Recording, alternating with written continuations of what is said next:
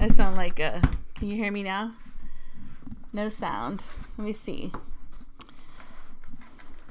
Trying to plug it in. Can you hear me now? It's like Verizon. Can you hear me now? Tucker, on your embroidery thingamajig, let me just say, the extension on Bernina Artista on my program, it's ART. So, can you hear me now, guys? Yes? Better? So I will check it out, see if I could send it to you. Dun, dun, dun. So how are you guys? So you can hear me. I'm plugged in. Hopefully this works. If I end up getting kicked off, which has happened because I don't know what happens up here, I will go downstairs and restart if that's okay. So, how are you people? What are you up to? What are you doing? I'm so happy. I feel like I'm always catching up. I kind of got work done today, so I'm really happy about it. And I also think like I need a dust. Sorry. Hold on. Sorry. I'm so sorry. No, decline. Why now?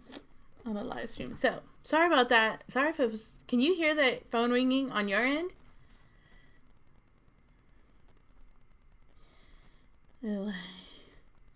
Let me tell my peeps I'm doing a live stream.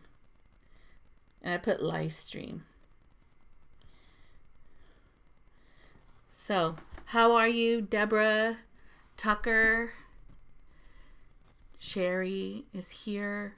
How are you guys? I'm sorry, I didn't do a live stream last time because I was like, I feel bad for not posting videos. Like, I feel like I'm not doing my real job, like being here for y'all, posting videos. So I posted more videos, and I didn't do a live stream last year or last week, and then or last month. It was last month. And then some people were like, "We're waiting for your live streams, and you haven't been posting one." So it's like, well, yeah. So what are you guys doing? I got 3 quilts done today, so I'm really happy. I did a webinar, which was really boring. I'm trying to get a partnership with a company and trying to, I don't know, guys. I don't know if I want to do partnerships. I'm kind of like, they are very, I don't know. When you do a partnership with companies, they want certain expectations. They don't want you to talk about their company. They don't want you to, for example, right now, I have a little personal internal tiff with Gamel. I talked to them at the Houston Quilt Show, and they, for example, I feel like I'm having a small issue with it. And it's a small issue that I probably can fix. But they said that Gamel wants, what they want to do is send me someone to go through my whole machine. And they want to charge me like $300 to $400 for that person to come to my house, to go through my whole machine. And I guess they'll tell me what's going on with it. And then they'll charge me for the product that they are going to replace. But... and this is what gets me pissed off about them. I'm like, they want me to wait 4 weeks for them to schedule to show up to my house. I don't know. For example, my Longarm, I needed a new belt, so I bought a belt, and I went through Electric Linda's Quilting. They still had products for Gamels. And I went and I got a belt, and in probably like 10 minutes, I replaced a belt that I hadn't replaced in, how long have I had my machine? Since 2009. So I fixed it myself. It took me 15 minutes. I watched a YouTube video. I saw how to do it. I handled it. Does that make sense? But then when I talked to Gamel, they're like, well, they're thinking it's the umbilical cord. It has an umbilical cord in the back of the Longarm. He says after a period of time that could be shorting. And I'm like, well, just let me order an umbilical cord or a new cord that connects to the computer. Do you know what I mean? And just fix it myself. And they're like, no, you can't buy it unless we go and service your machine, and then you can buy it. So the umbilical cord is really expensive. It's like $700. So $700 plus another $400 for them to come. It's like ridiculous. So anyway, hi Linda, how are you? Thank you for just being part of this chat. So I don't know, in the partnership, they don't want me to talk about certain things. And Lorena has an issue with that. They want you to promote their business, be honest about their business, but they just want you to do the work for them so that they could get clients, I guess. I don't know. So I'm debating if I want to do that partnership. I don't know. What do you think, guys? YouTube becomes very, I think, do y'all support people who do partnerships? Question for y'all. And if people do partnerships, do you really trust them? Do you really trust their opinion? I don't know. So what do y'all think? Anybody, tell me the truth. I want to know. Like I love Gamble. I love my machine. I love my Statler. I love the fact that I have a computerized system. Like I love it, right? But I also want to be really honest with y'all. I think that the way before Gamble, what they did is I don't know. It's a corporation that's asking me to be a partner with them. And they want me to do videos, promote content, but their kind of content. Content that benefits them, I guess. So like Gamble, right? I have a Longarm quilting business. You see my Gamble. But I also feel like I have to be honest about the company and what it is for me to deal with, because there's other really great companies out there where you could get a Longarm. Now, I love my Longarm. I wouldn't get anything other than a Gamble. Well, that's it's worked well for me. Does that make sense? It's not necessarily. Would I get an Innova? Would I get a APQS? I don't know if I would. I just know that this is what I got. And I got this one, and to be honest, I got this one because it a friend had it, and she says they're workhorses, they're industrial machines, and she used it and she loved it. What is the benefit for me?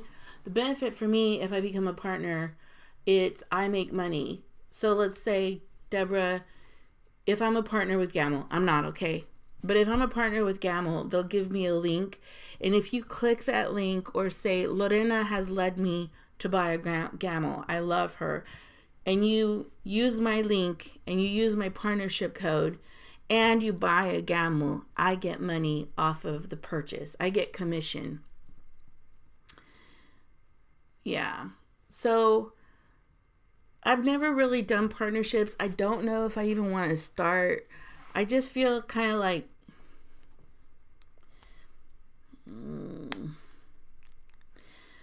it's a partnership, not an employer-employee situation. Yeah, it's a partnership. Hola, how are you? Thank you for missing me.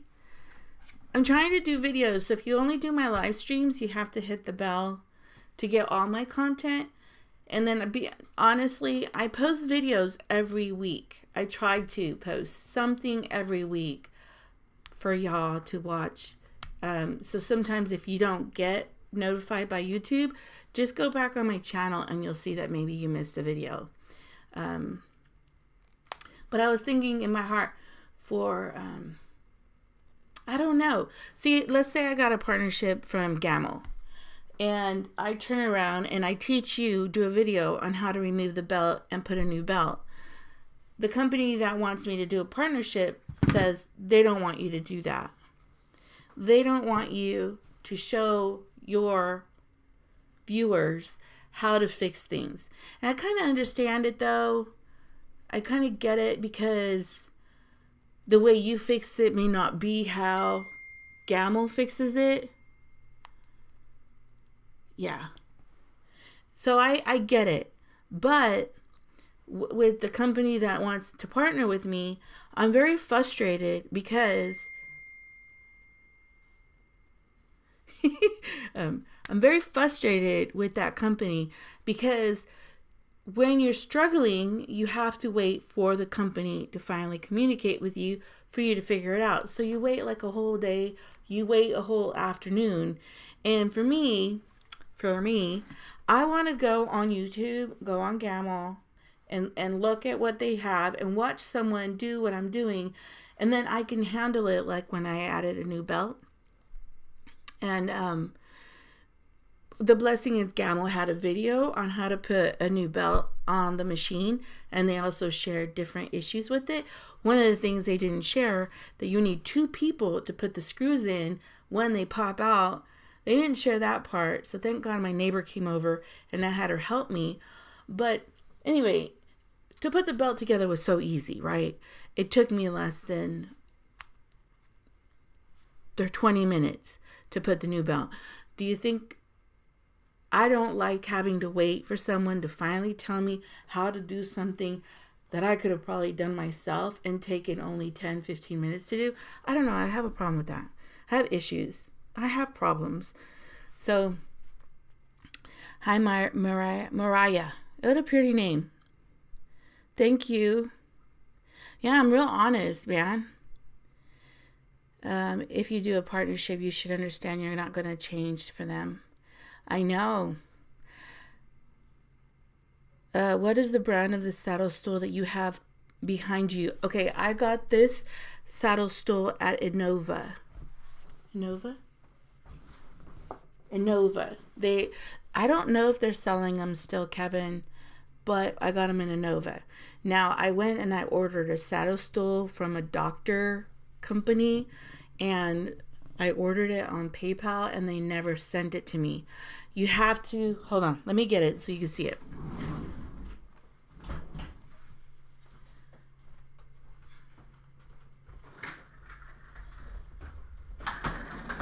Let me just say, best purchase ever. Best purchase ever. I don't regret buying it. I use it for Longarm quilting. Let me see. I did have the label. It's Joe's. If you go to Joe's Quilting Studio, should I give you Joe's Quilting Studio phone number? Because they have one here. It's 281-232-6565. Did y'all get that? Hi, Becky. So this is the best. As a matter of fact, I went looking for one, and my best friend, when she went to the Houston Quilt Show, she bought one too. And she was so sweet. She gave me her stool because she wasn't using it. But I love this thing. I got it from Innova, but you could go to Joe's Quilting Studio. Let me put their phone number again. Tell them Lorena's Quilting YouTube channel sent you. It's 281-232-6565. Now, I bought this years ago, okay? So I don't even know if these people are still working, if they still have a business, if they still have these saddlebags, but Innova sold them at the Houston Quilt Show. I didn't see Innova this year at the Houston Quilt Show. Did I? I don't remember seeing them. But yeah, best purchase ever. If you're going to be a long armor, I recommend. And the reason I recommend it is because it rises really high and it rises really low. Or you can get a drafter's chair. They work just as well. I know Gamel sells their own chair. I don't know. I don't know if it's expensive or not. I think sometimes when you find it somewhere else, I think it could be better because they're not marking up the prices. So, but I love this chair. So if they're still around, Joe's Quilting Studio is still around, let me know. Message me. I may even call. Should I even call them? Let me see. Hold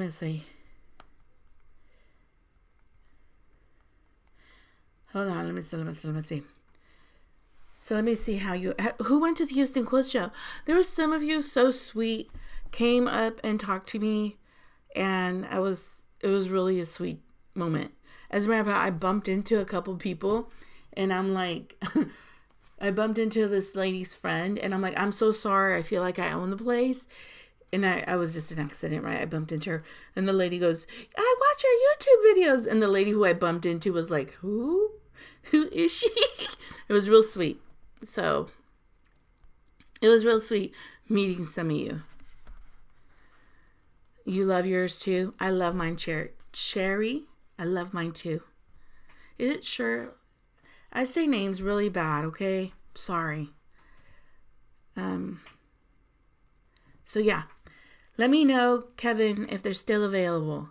And if they are, text me. Well, you know what? I'm going to call the number. Should I call the number? What did it say? Joe's? Let's call together. Joe's Quilting.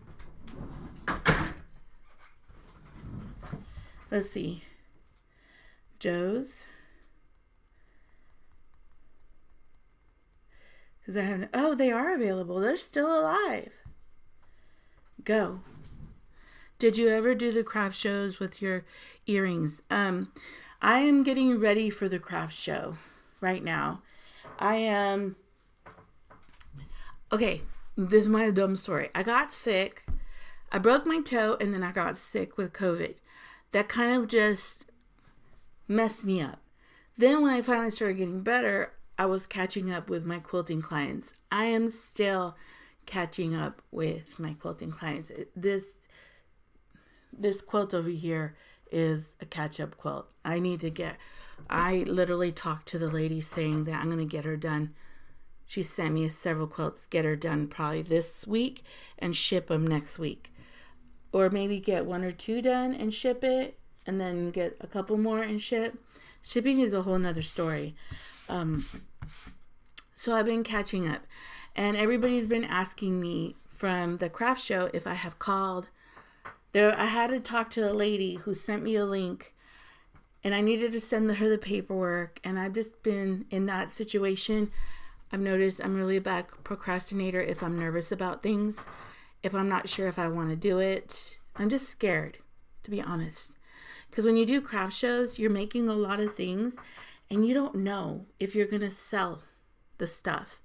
And I don't want to make a whole bunch of stuff and make a whole bunch of material, use a whole bunch of material like wood or plexiglass that cost me and not make any money. Because it's kind of hard. Emotionally, I think I've seen people who've done craft shows and not done well. It's emotionally taxing. And so I'm really scared. Okay. But I had two dreams. And one is that I talked to the lady, and so I feel like God was telling me to talk to the lady who is running the show. So finally, I think a week or two, I called her, and she says that all tables were booked, like all booths are taken. So I kind of like, okay, that's maybe a no for me. Maybe it's not going to work. But I felt like because I had a dream, maybe something would come. And sure enough, she told me that there was an opening. So now the deadline's coming soon. I have like a week or two. Maybe, yeah, I have a week or two to get everything going. And I'm going to go to the craft show. So I'm running kind of like I'm going to try. So it's coming up soon. So I made these wonderful, I'm making these circle things that you take pictures with your babies, like first month, second month, third month. I don't know if you've seen those on Etsy. So I made several of those. I've made earrings. I'm trying to design ornaments, to sell ornaments. And then what I'm going to do after that, I think I may start my Shopify, because if nothing sells, no judging, okay? Maybe I'll put it on a shop. Yeah. So I'm thinking of, so on the baby stuff, I'm making stars. I wanted to do a shooting star one where it was a star and it shot out the name of the child, but that's kind of custom. Hello, how are you from Fair Oaks Ranch? Nice to see you. So, yes, apparently I wasn't going to do it, but now I am. Yeah. I'm kind of nervous about that. And I think a lot of it is because when people do markets, they really overprice everything. I would love to support vendors, but no, I don't know. But maybe I'm wrong. Maybe I'm a cheapskate. I probably am. Well, okay, for the other day, I went to a market and I saw this ornament. And it was a beautiful ornament made out of wood, and in the middle, I love red birds. And a beautiful red bird, right? And I wanted it. But damn, she wanted $40 for that ornament. I'm not paying you $40 for an ornament. That's stupid. The wood didn't even cost $40. And it wasn't like oak or cedar or like expensive wood. It was just, like the whole, you could buy 5 and I understand. Okay, I understand. It's the fact that it was lasered on her Glowforge. I understand that maybe she had to design it or buy the pattern. I understand, like, the machine costs to make that laser item. But damn, $40? No. No. And so I'm trying to, I don't know. I want to be fair. I want to make a deal for like my earrings. I calculated that it probably takes me maybe, let's say, maybe an hour. Well, no. It maybe took me an hour to design everything. It maybe took me, like the wood, you can use scrap wood. The jump rings and the earring things cost maybe, I don't know, 10 cents. Jump rings cost 5 cents. So let's say, in general, it cost me $1 to make the earrings. So in me, I'm like, should I charge $5? Am I too cheap? Should I charge? So what I'm thinking of doing is charging $10. And if you buy 2, you'll get them for $8. I don't know. Is that cheap or is that too expensive? Hi, Magic Lady. How are you? Do you think I'm being overpricey? Would that be too much for like really beautiful, nice lasered, like beautiful earrings? Yeah, my thought was $5 too, but everybody's saying you're too cheap. Because I would buy them for $5. Maybe if you buy 3, I could go down to 5. I don't know. What do you think? Am I too cheap?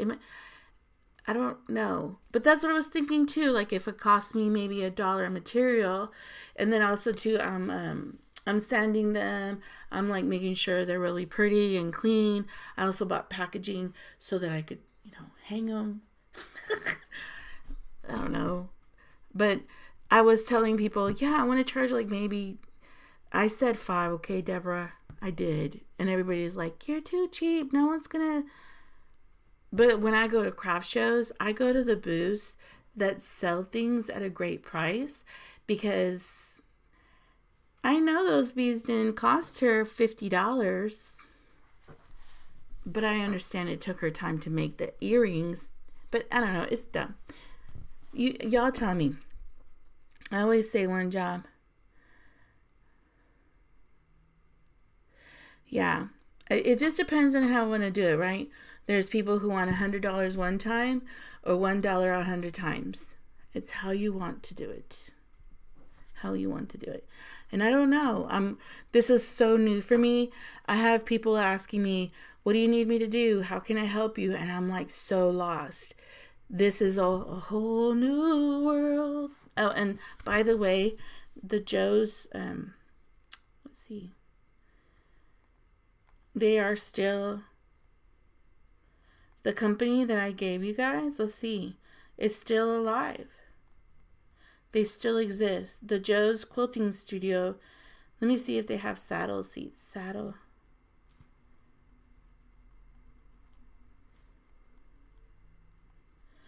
Let me see. I don't know. What do y'all think?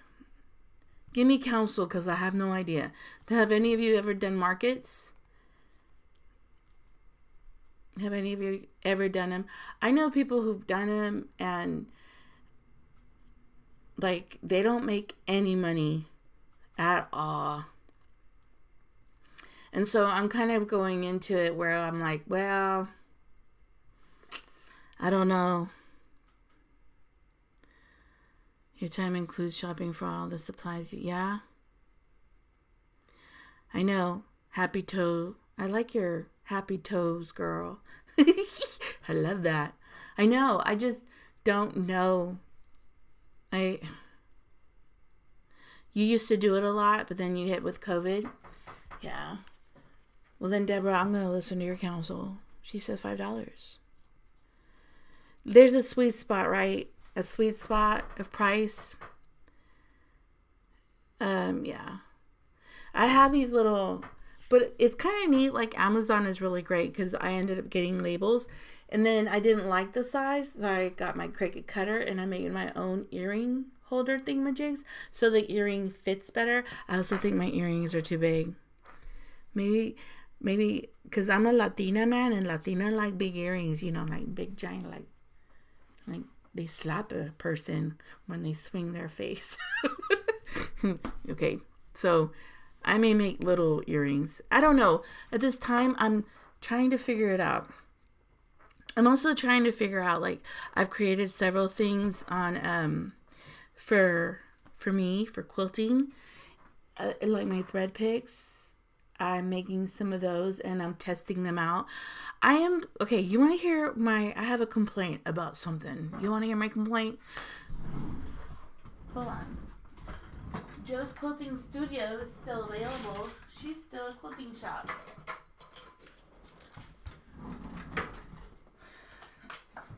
Let me bring... Alright. I did a Sue Spargo class. I love Sue Spargo. So don't think I'm just bashing her or mad at her or saying anything bad about her. I love her class.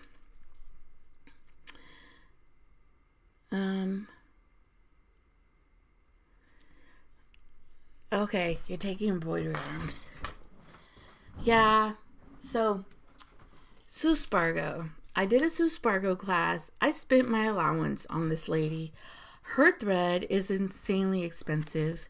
And I love thread, but I love thread. Thread is thread, right? You could use it. You make these beautiful designs. And she has this book, and I think the book is wonderful. The Sue Spargo book is wonderful. It teaches you how to do threads, designs. Her thread kind of fit her book. Her needles kind of fit her book. Everything is well designed. But I have a thread. I have something to pick about. Sue Spargo, please, freedom of speech here. They are, I even going to do a video on things I will not purchase. Because I wanted to do a video on things like favorite things to buy. You know how I share those? I love those. I stand by those. To this day, I still use the things I share. I still use it. I'm not just saying it so that you could go and look at give me money through my partnership. I don't have no partnership with anybody that I share. I love the product and I want to share it and I want to be a blessing to y'all because instead of you spending money, like I love this. The Ponds and Porters, so genius. They did us right. If you're a long armor if you're a quilter, even if you're a seamstress, this is the best. It retracts. It has a hook where it hangs. Now they're a bit pricey, but if you go to Joann's, you could get a coupon 50% off.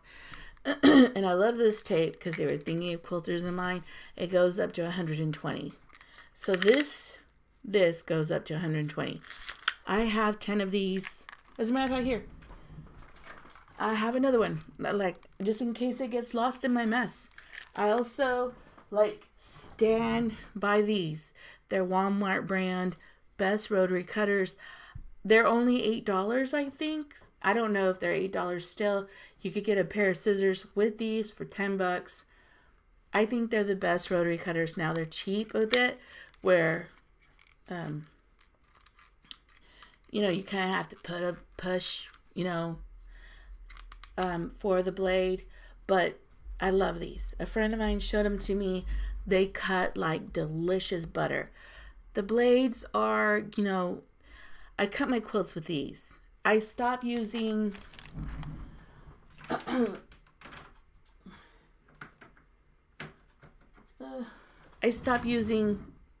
these.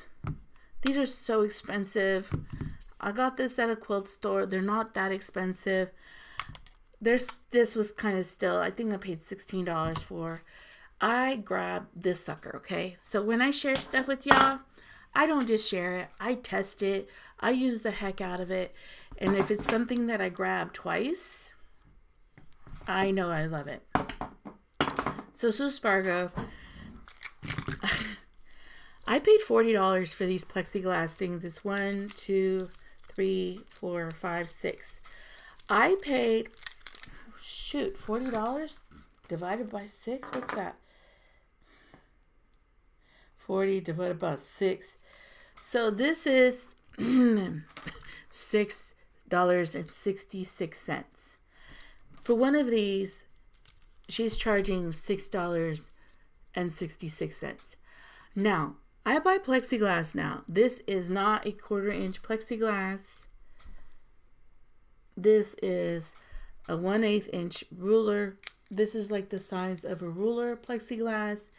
It is not the thick kind that you do quilting with. Now, I understand the design's pretty cute. Sue Spargo approved, right? You know, what it's supposed to be is when you have the circles, you put it on the center of the circle, and it gives you accurate marking grids. Great idea. I mean, great. Magnificent idea, Sue Spargo. Great. They're great. It's a great idea. But you know what pisses me off? You can't get a pen in there. You can't use these. I don't know. You can't get a pen in there at all. I've tried. You can't get a marking pen in there. You cannot. So here I have my pencil, and if you have one of these, you can get it in there, okay? But when you're working on wool, you're not going to write on pencil. You're going to write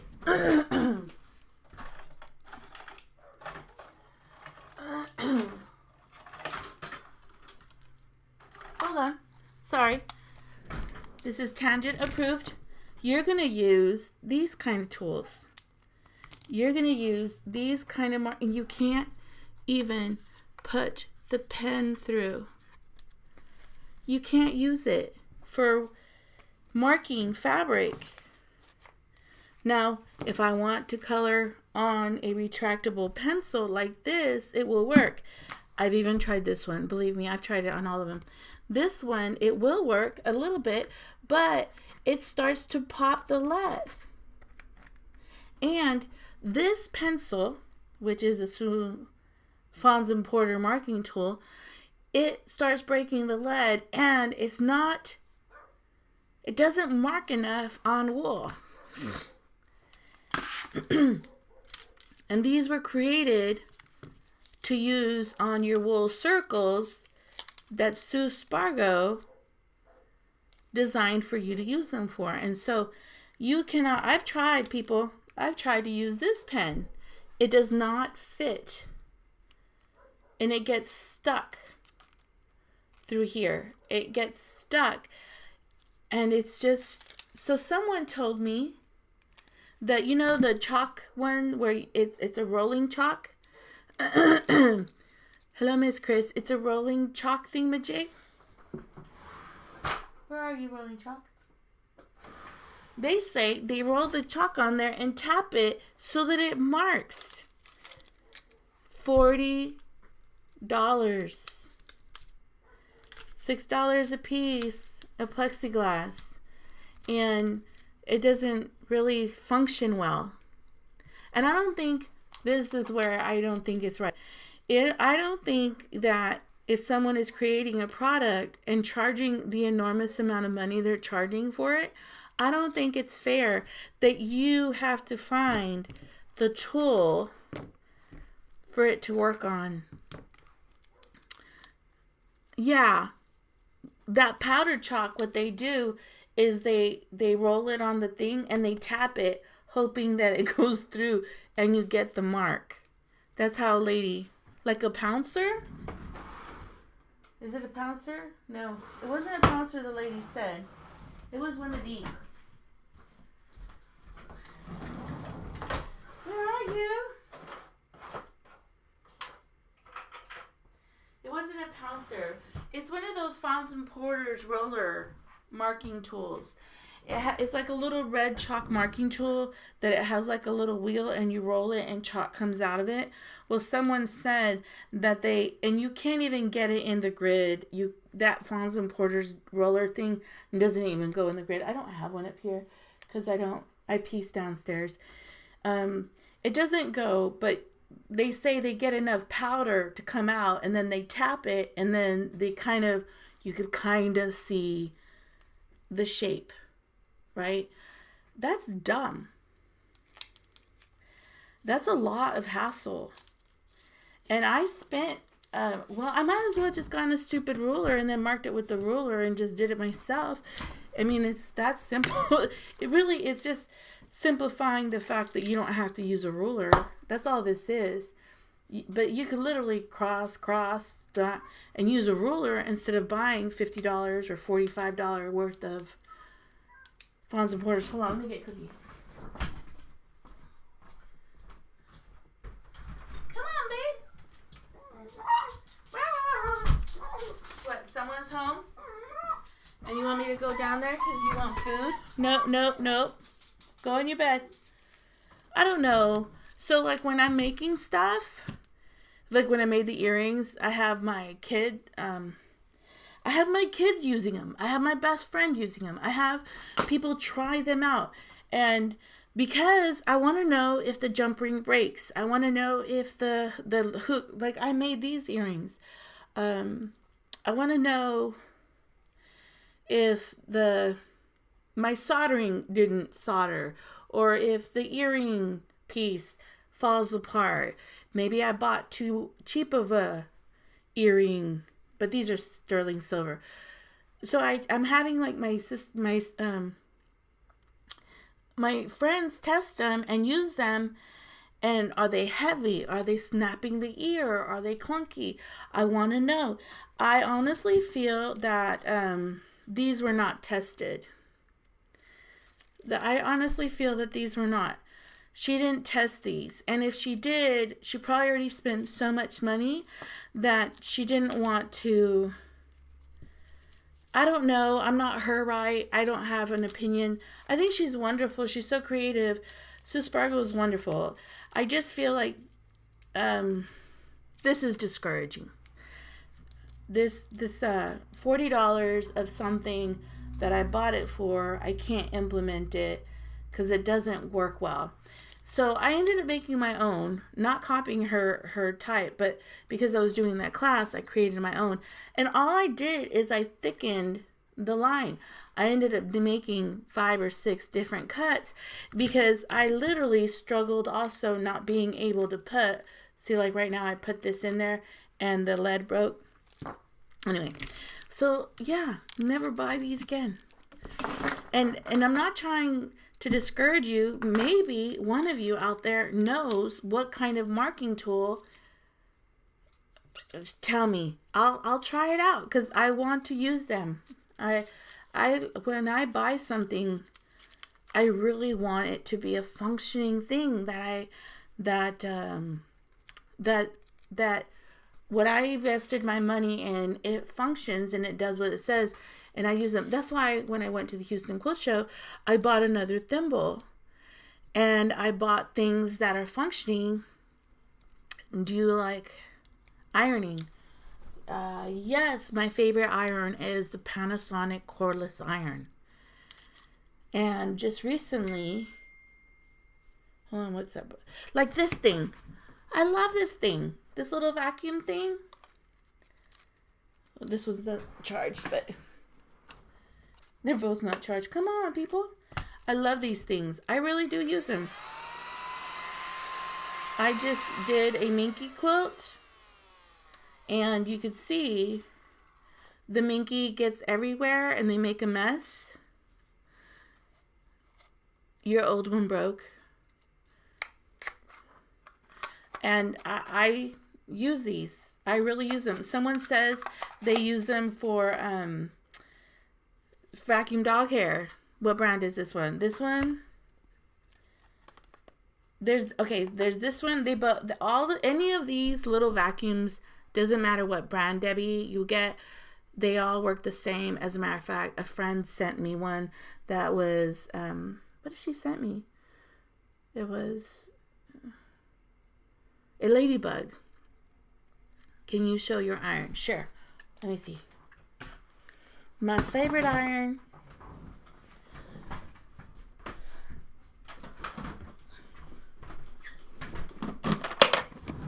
And I have 5 of these. No judging. I have one here, one downstairs. I have an extra one up here because I have one for long arming. I just use it for long arming.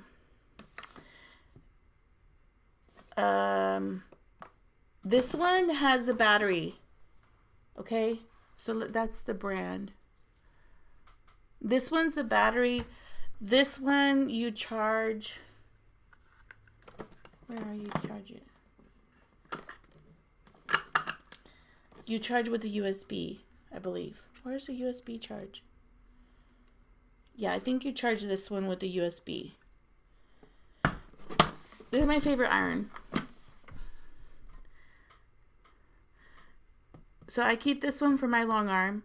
And the reason I love it is you could travel with it. Like, it's in a spot and I could take it to the long arm. I don't have it very far from the long arm. It steams really pretty. And originally I had a Panasonic, which at the time, I think that's when they first came out with them. They were $150. Now, this one I ended up messing up, okay? Because they heat. I have a video of it. Sandra Lover 11.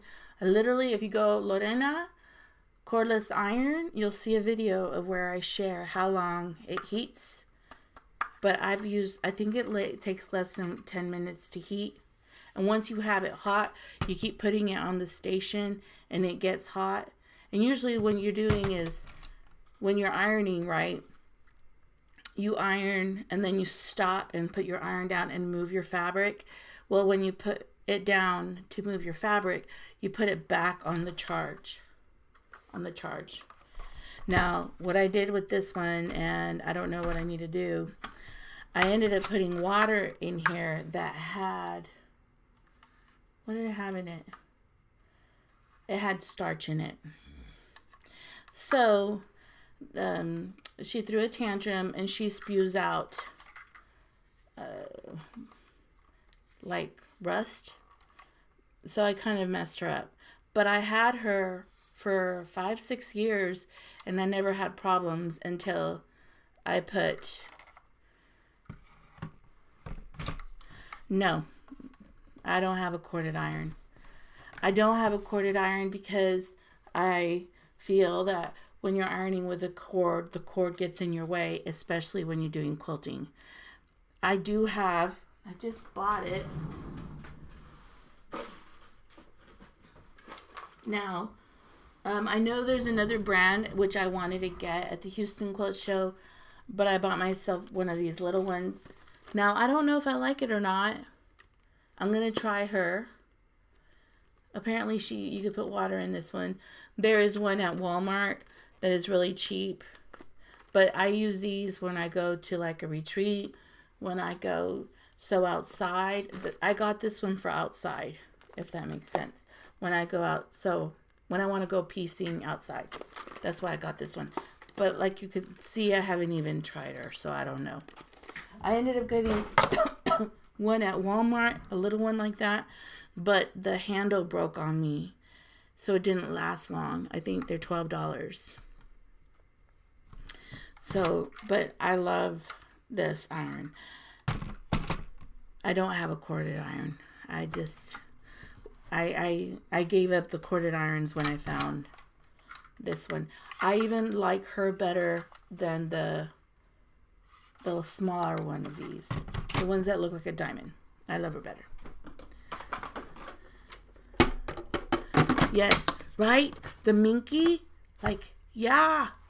I love these for Minky. If you hate Minky when you cut it and it ends up everywhere, cut your Minky and then roll this back and forth on your Minky. All that hair that goes everywhere up your nose and suffocates you won't suffocate you no more because they'll catch it. The brushes will catch it. And let me see.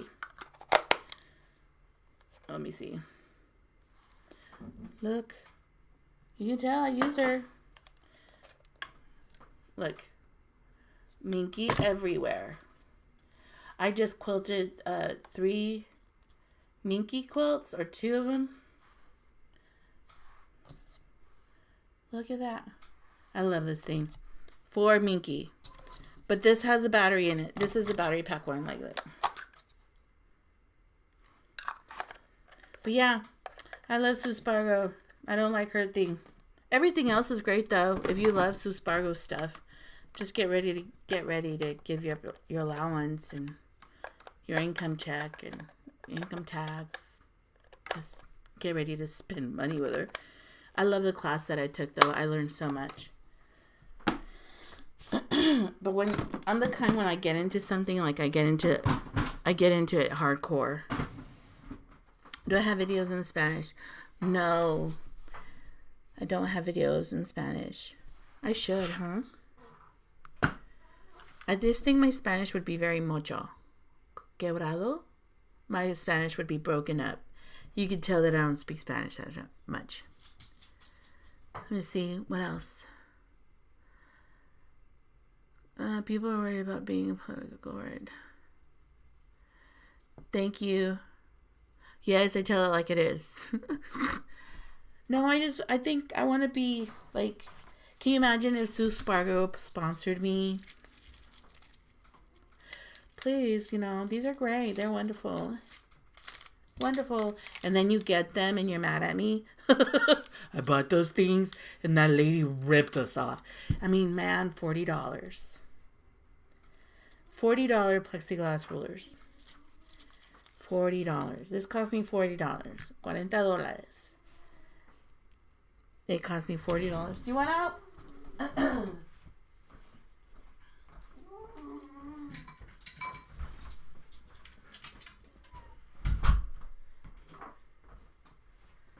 These cost me.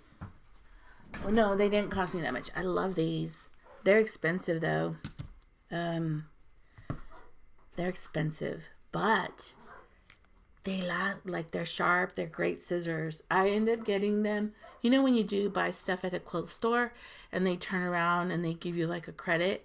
When they give me a $20 credit, I'll buy these. Because I can't see myself spending $30 or 20-something dollars on scissors. So, let me see. Thank you, Mary. Nice to talk to you. How hot on iron if you put the iron on a tortilla? How fast can it turn? Can it burn it? I don't know, Sandra. I just know, and This is just from my experience. If you see my videos, it really takes up the fabric for quilting. It does steam well, but it's not, I don't know, I don't think it's as hot as a real iron can get, because it's constantly getting juice and power, and you're constantly drawing out power from your electricity because you have a corded iron. But for quilting and for piecing, and also when I did clothing, like got ready for church and I aired my clothes, it works really great. But I'm not the kind of person that irons to the point that the neck is stiff and it's like rigid, because some Latinas, they iron to where like that neck does not fall, and they also have a beautiful straight line on their pants that does not change because they iron the heck out of it. I don't iron that way, so I don't know how hot it gets. Let me answer to see. Yes, Debbie, I want to make a set for I made some. So when the Sue Spargo thing that I went to, because it was a 6, I was, 4 weeks? And then I did an advanced Sue Spargo class, and it was 4 weeks. What I ended up doing is I made my own, but it was just a circle. It didn't have all this. It was just a circle with lines on it. And I made some for everybody who was in the class. And it was just like kind of like a ruler. It was a totally different design. It was my design, but it did what these did, but better, because you were able to put your pen nicely through there and it marked. Of course, I gave them away because I wanted to bless the people that were there in the class with me, because they were really neat ladies. So, but yeah, I even asked the instructor, is there a certain pen? Is there a certain way? And she didn't. I don't know.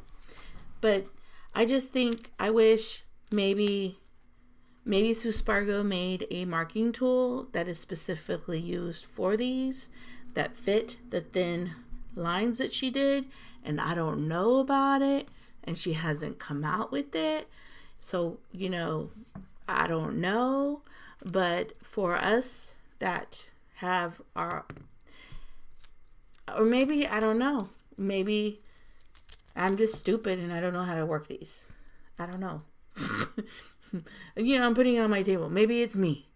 Sometimes maybe I'm complicating it, but I don't know. They just don't work. So I was going to do a video on these. Like, I will never.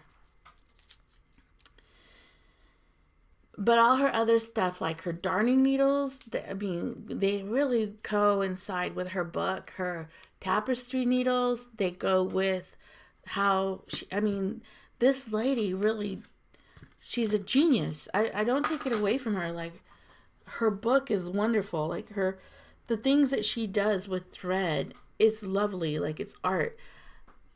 And I just wish that maybe she would have tested these, especially when you're charging so much for them. That's all.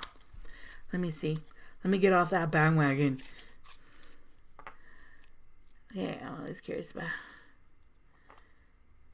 Yes, I really like the laser. The laser is the best thing I've purchased.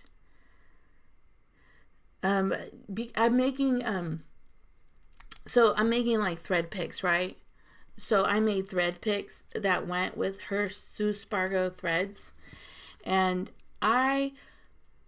for example, and what I mean testing, it's like I made some and the thread pick went down and I put like a line on the laser, and I put 2, one on the bottom, one on the top, and one on the top, very top of the thread pick.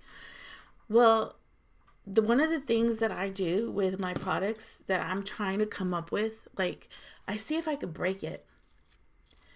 I see, can I pop it?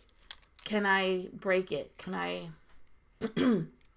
So I made one with this kind of thin plexiglass, and because I had a cut here and a cut here and a cut on the top.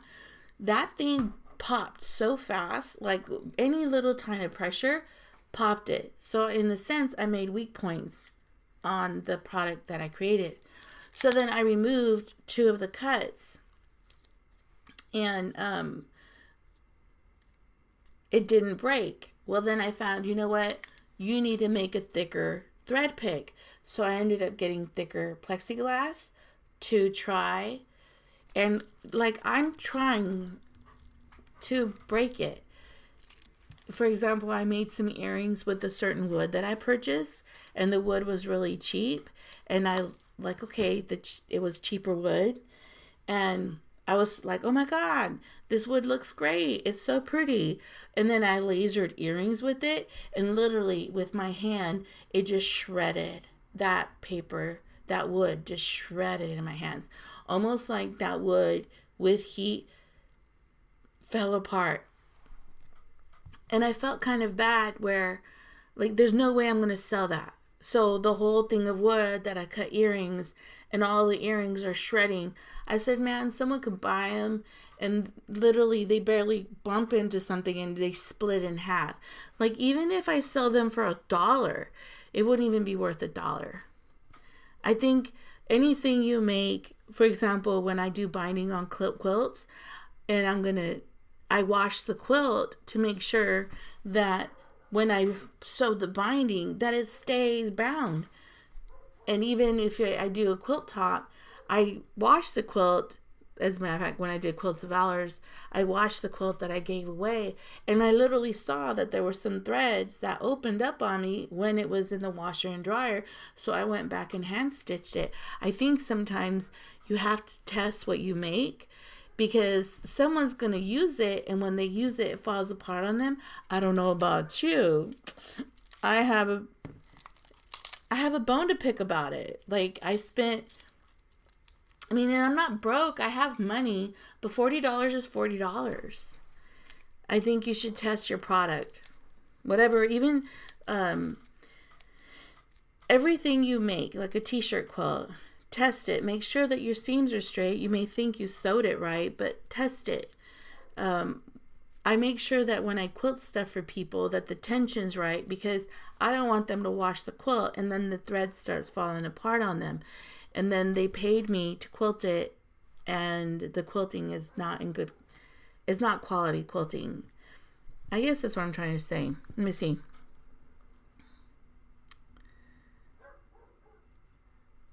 Would I do the tortilla experiment? What corded iron are you going to send me? Sandra Lover 11. You really want me to do the tortilla test? Is that Mexican? Is it because I'm Mexican? I don't have tortillas in my house, but I'll buy some for your iron. Sometimes basics is always better. Yes, I also think time, pressure. She probably spent a lot of money already creating these, but I think it's not fair to the purchaser.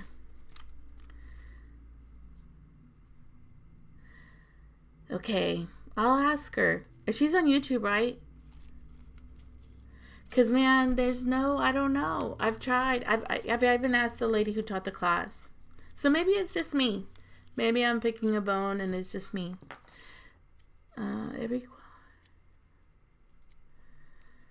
Wow, that's great. What kind of chalk pen?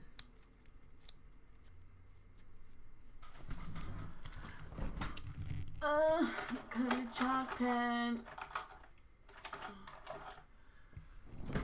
So this is my chalk pen. So, is it this Fons and Porter's chalk pen?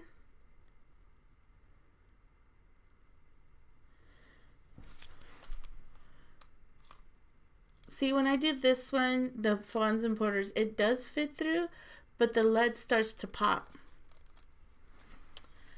What city are you in? I am in this, I live near San Antonio. Okay. I'll ask her. Maybe it's just me. Because, like, this, okay, so see, it goes through here, right? But you can't get it very well through here. I'm not trying to, like, you can't get it to go in to where you need a mark. It'll go through the center. I mean, sorry I'm adding, this is stupid. All right, so how are y'all? I'm stupid. It's been, yeah, I guess it's been bothering me a while, huh? I do not have a P.O. box. Message me on Lorena's Facebook group. Or on Messenger on Facebook. I have a couple business pages that I don't use on Facebook. Sandra Lover 11. And then I guess I'll do it on YouTube. I'll burn a tortilla for you. So how are y'all? What are you working on? I wanted to do, I'm sorry, to my Facebook group. I really wanted to do a block swap this year. And usually I end up doing the block swap probably like in June or July. But I ended up having, yes, Sandra, I have an email. I ended up breaking my toe and getting COVID, which is fine. Honestly, September was awesome. I got to relax a whole lot. I feel like from January to August, I was running like a crazy person. And all of a sudden, September, I got to chill out. Reminds me of... Yes! But you know what? Those things, you could put your pen in. And you could do the swirl stuff. Yes, I was a kid from the 80s. I understand. I got you. Mary. So I was going to do a block swap. I was going to do a challenge. Who wants to do a get her done challenge in the month of November? Because I'm trying to get a whole bunch of projects done. I'm not going to post it here. So like I said, go to my Facebook group. Go to Messenger. And I'll consider giving it to you. About the circles, one person, lead pencils work with them. Yeah, this pencil would work with them, but if you had a dark colored wool and then it's pencil, I don't know, it's like just completely. I'm making a king size quilt with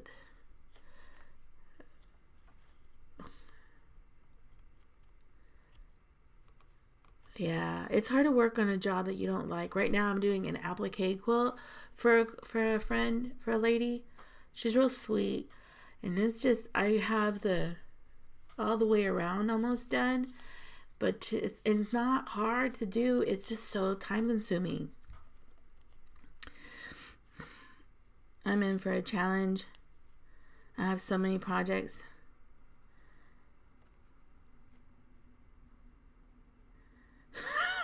You don't need to send me $50. Just message me and I'll give you my email and I'll do the iron thing. But do you want me to burn my house down?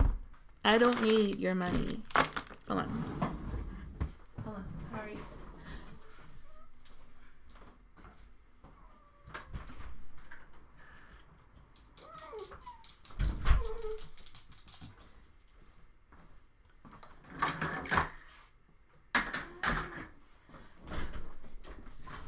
Let's see. Happy toes. What happened? Why'd you retract your message? No, I don't need y'all's money. I'm good. I really am okay. And I'm not going to take advantage of that. That's horrible. I know there's some YouTubers out there that they don't care about you. And they want to poke your eyes out. But I'm not that person. That's why I'm debating on if I want to do that partnership. I really am debating. I don't know if I want to. I don't know. So, yeah, you want to, because I wanted to do a challenge on my Facebook group. If you have Facebook, and what I wanted to do is see if, like, a get her done challenge. But when I offered it in my Facebook group, no one said anything. I think one person said, I'm in. And I was like, well, maybe it's not that good of an idea because we're getting ready for the holidays and maybe it's too late already. Can you believe it? It's already November. We're going to have Thanksgiving soon. We already had October. We already did October. Can you believe it? We already did October. So what are you guys going to do? Are some of you traveling? How many of you went to the Houston Quilt Show? Anybody went? I went this year. I had a lot of fun. I really had a great time. I got to meet some of you guys, and you guys are wonderful. You guys are so sweet. I also had a lady lose her mind on me. Let me see. What time? First time. Kevin, when you go, this is my opinion. When you go, walk the whole thing without buying anything. And I recommend you go and stay one night, maybe. And if you stay one night with 4 people, it comes out to like $60 a person. So me and a couple friends went and we walked around the whole place the first time because I think it's overload. You get overstimulated, and then you go back the next day. And while I go, I buy nothing the first day at all. I do not buy anything. I just look, but because my brain is so overloaded, I can't think. So then I go back the next day. And let's see, the first day I liked a couple things. I write down the number on a piece of paper of where I could go back and check it out. And then the second day, for some reason, it like your brain already saw the environment and your brain already experienced the overstimulation, then almost you're calmer. And so I end up purchasing stuff the second day. I ended up buying, I'm a functional kind of girl, so the truth is I bought thread. I'm not complicated at all. Like, I buy stuff I'll use. Like, I bought this stuff. Have you ever heard of this? Hugo's Amazing Tape. What you use this for is you wrap your fabric. I use this for my embroidery. You wrap your embroidery thread and it doesn't spool. The thread doesn't unspool. Like, you wrap it around the spool itself and it secures itself to your spool and to itself, and it doesn't spool. So I bought a 1 inch, and you could cut this probably like in 3, and then I got a 1/2 inch. Yeah. So I got this, and I got this for my embroidery thread because I love it.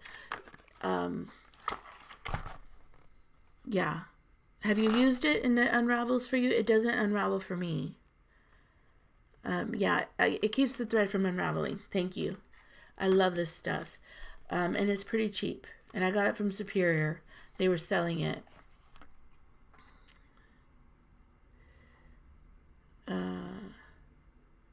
But I did not find many deals that, you have to be really careful.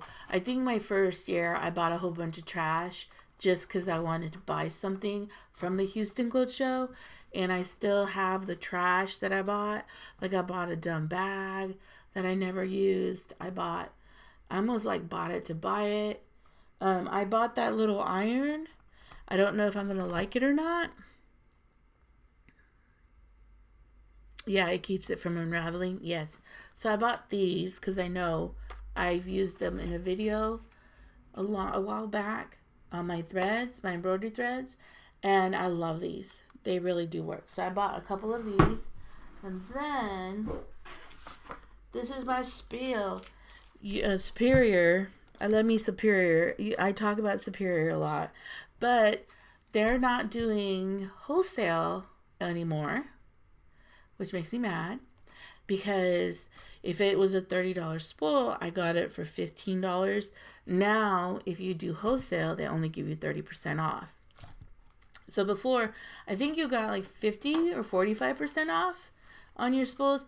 So a thread that costs $29, I still have to pay $20. So it's really expensive now for the kind of thread that I love. So I may change my threads, but I love Superior. So Superior thread, I love King Tut. It's my favorite thread. 100% Egyptian cotton. It's my jam. You see them everywhere and they're expensive. And so usually at this Houston Quilt Show, I buy me threads for Longarming. But there is a company, I don't know what the company is. Wizardy? I don't know. Wizardy. This has, I don't know, I think it's a polyester thread. And I'm not a polyester person, y'all know. But I may change because thread is so darn expensive. And I don't want to start charging more to my client. There's this weird kind of like, what do I do?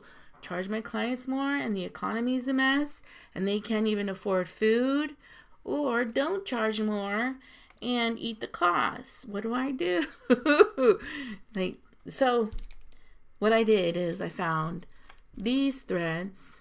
This is $10.70 and it has probably like 100 meters of thread. So I got like this real big one.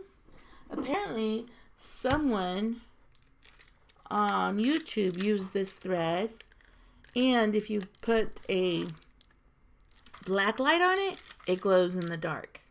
So I wanted to try it. So I got threads. I only got a couple of these. So that's solid. It's a polyester bonded thread. I don't know. I'm going to try to kind of change. I do buy wholesale from Superior, but Superior is not doing wholesale anymore. So I still bought a whole bunch of thread from Superior, but I'm kind of changing my thread selection. Instead of doing the 100% cotton, Egyptian cotton, I purchased so fine thread. And I purchased so fine thread because I'm going to see if I could put quilted quilt for myself to put in a show. So I want to see if I could put one of my own quilts in a show. And it doesn't matter what kind of thread I use. If I'm doing a quilt show, quilt hanging, not a used functional quilt, more like an art piece, because it's not going to be washed and laundered like a regular youth quilt is.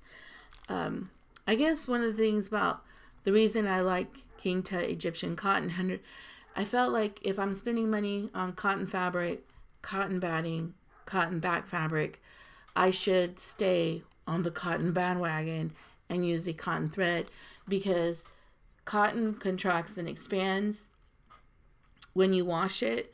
And so if it's all cotton, it contracts and expands together. When you use a polyester thread on a quilt, the polyester does not expand or contract the way the cotton fibers do.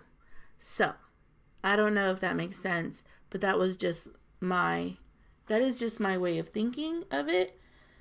Because quilt shops make a big old jam. Well, you gotta use quilt cotton. You can't use polyester and cotton together because when you wash it, polyester doesn't. I don't know. It's dumb. So I don't even know. But that's just my ideal, to use a cotton thread on a cotton quilt top. But I need to expand my horizons. So I purchased tons of Omni thread. Omni thread, hold on. You want out? You're such a pain. You really are. Why? So I use, hold on, let me see if I get an Omni thread.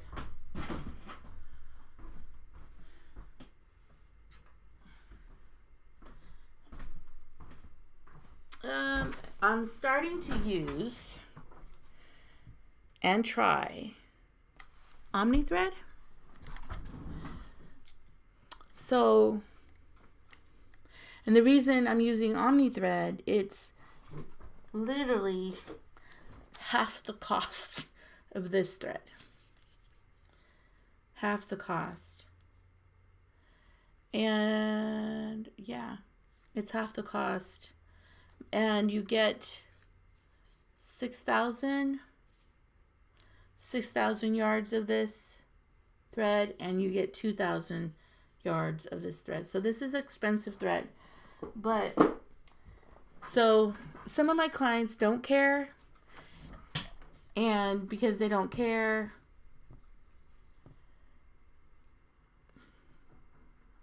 I guess I shouldn't care. And I'm just trying to adjust myself with the economy.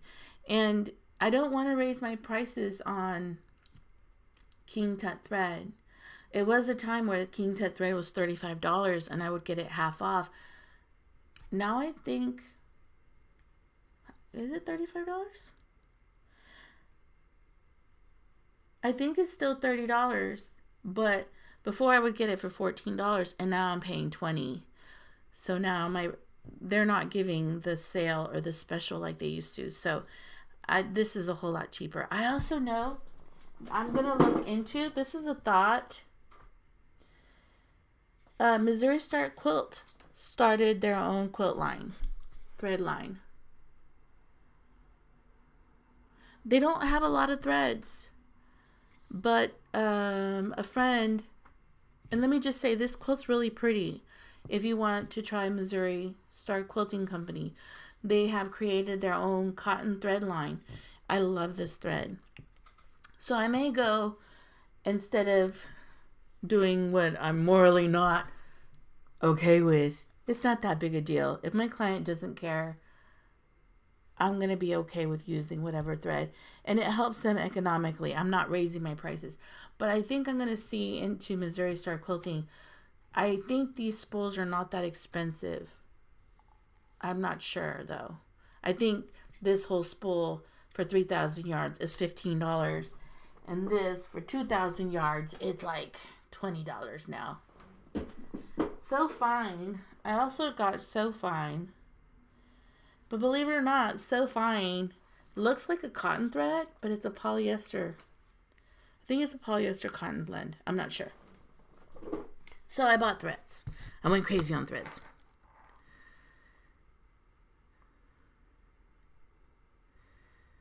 Honestly, McCrary Family Housestead, I didn't think I would have a long arm, so I hope you get one. I am really, if you have a dream, you can get it. You really can. I just recommend that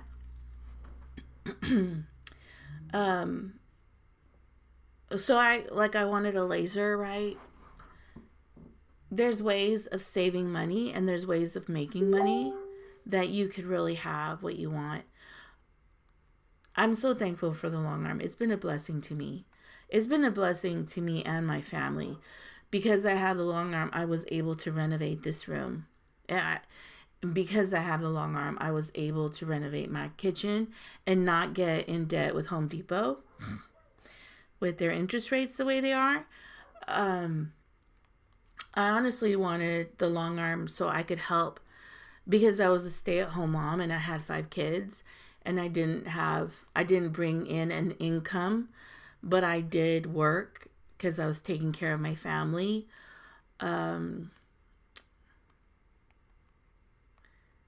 Yes. And I'm just so thankful for the long arm. It did take me 7 years to pay it off. It cost me at the time when I purchased it $38,000. I don't recommend you getting into debt for it. I really don't. Because it's really hard to get clients at first. And you have to have, like I had for years, so that I could get clients, I would do 3 quilts, give a quilt for free. That's how I got people coming to me. And the reason I did that is I wanted the machine working more than the machine not working. So I really do recommend that you keep that in mind, that And the machine going is better than not. And then in the summer, I wouldn't get any work and I still had to pay the payment. So I would do specials where, oh my God, I would quilt. And look, people do quilting differently. For example, some people will,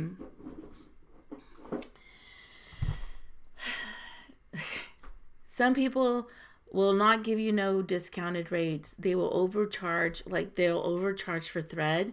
I remember a couple clients have come to me because the long armors were charging them like $18 for thread.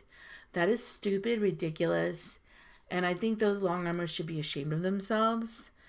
I charge a fixed rate because I still make money even though so I still make money. Or at least I'll make most of my money back. For example, I could probably do 3 queen size quilts and I probably charge $8 to $9. No, I usually charge $10 for a king size quilt, or 11 or 12, depending on the density, right? So if I do 2 and a baby quilt or 2, I've made $30 something on the quilt. Some people will buy the cheapest thread and charge $15, $18, and the thread spool didn't even cost them $7. So you just have to decide how you're going to work. And to me, there's some people that will not do a baby quilt unless they make $50, or they won't do a table runner unless they make money off of it. Meaning, I'm not going to waste my time just to put it on my long arm. I'm charging you $30, which is a bunch of crap, because you should measure the table runner and charge per square inch. But some long armors, I'm not wasting my time, and I'm the kind like, I just want the work. And when you're good to your clients, for example, I have a client who I've had for 10 years. She literally sends me 12 quilts a year. But you have to establish that relationship. And there was a time where she would bring me 3 and I would do the 4th one for free. And she makes the quilts and she sells them. So I blessed her by giving her a quilt for free, and she made money off of it. But I was so thankful that she brought me 4 quilts to work on. And I made money off the thread. And as a matter of fact, she didn't pay for the batting.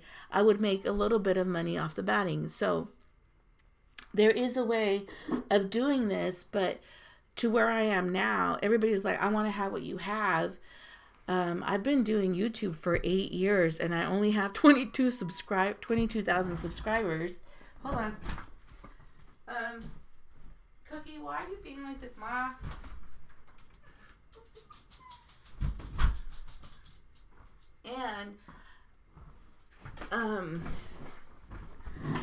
And I try to be really good to my clients.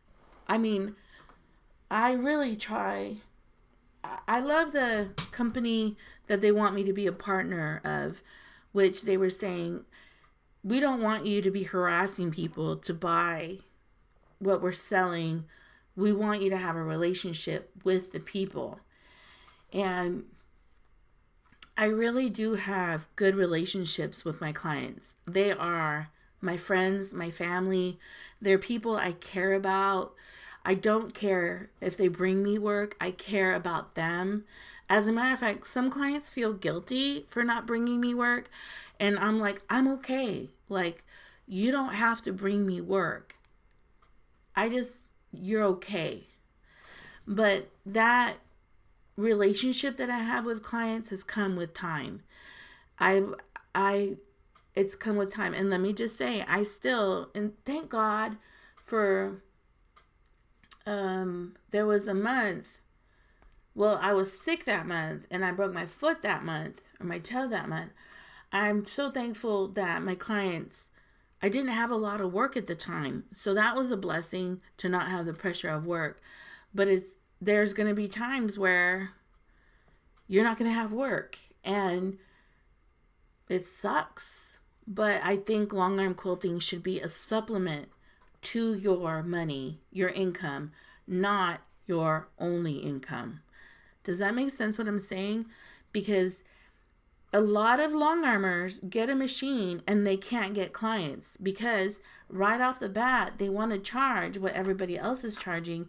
And yes, it's good to charge what your community's charging, but why are they going to go to you when they don't know your work, when they can go to someone else and they know how they do work? And that's why for a long time I would do 3 quilts, 1 for free. And I was okay with them splitting it with 3-4 different people and kind of working that out. Oh, these idiots. So hold on. Let me see if I could report. I'm trying to get rid of them. So I just want you to know that it doesn't come easy, and it does take time. It's not gonna, just because you bought the long arm doesn't mean, I'm trying to get rid of these people. It doesn't mean it's gonna be easy. Just because I have a gamble doesn't mean, oh, because she has a gamble, that's why she has clients. That's the gamble doesn't have anything to do with that. Hide user. And I want you to keep that in mind.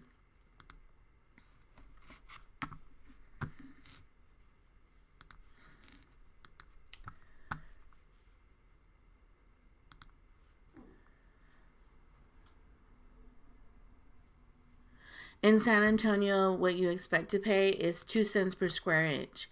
I also recommend that if you are doing, like, I charge my clients more for shipping their quilts.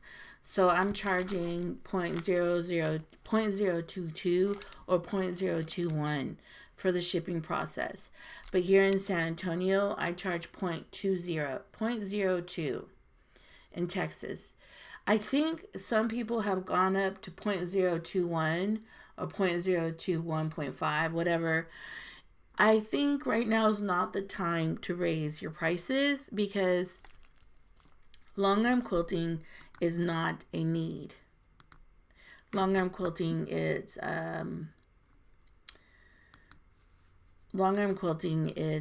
yes, hold on. I'm trying to, my moderators aren't here. Long arm quilting is not a need. It's not a food need. It's not a necessity. It's a luxury. Quilting is a luxury. So when someone brings you a quilt, it's a luxury. It's an extra. It's not necessarily like groceries or an electric bill or a water bill. And so if you start raising your prices, or if you start charging exorbitant amounts of money, people are going to stop doing it. And economically, you have to be careful that you charge very fair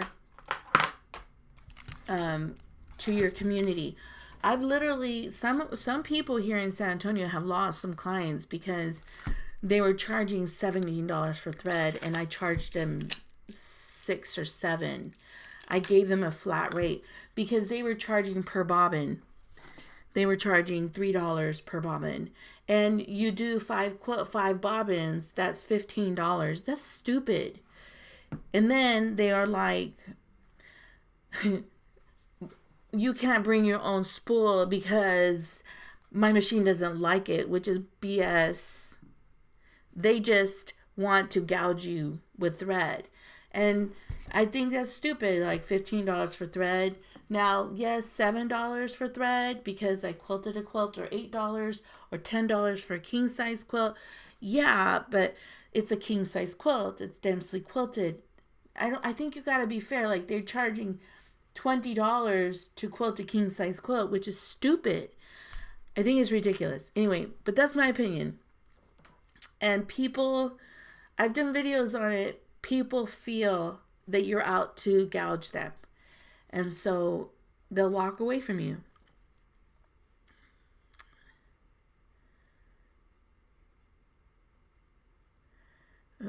Yeah.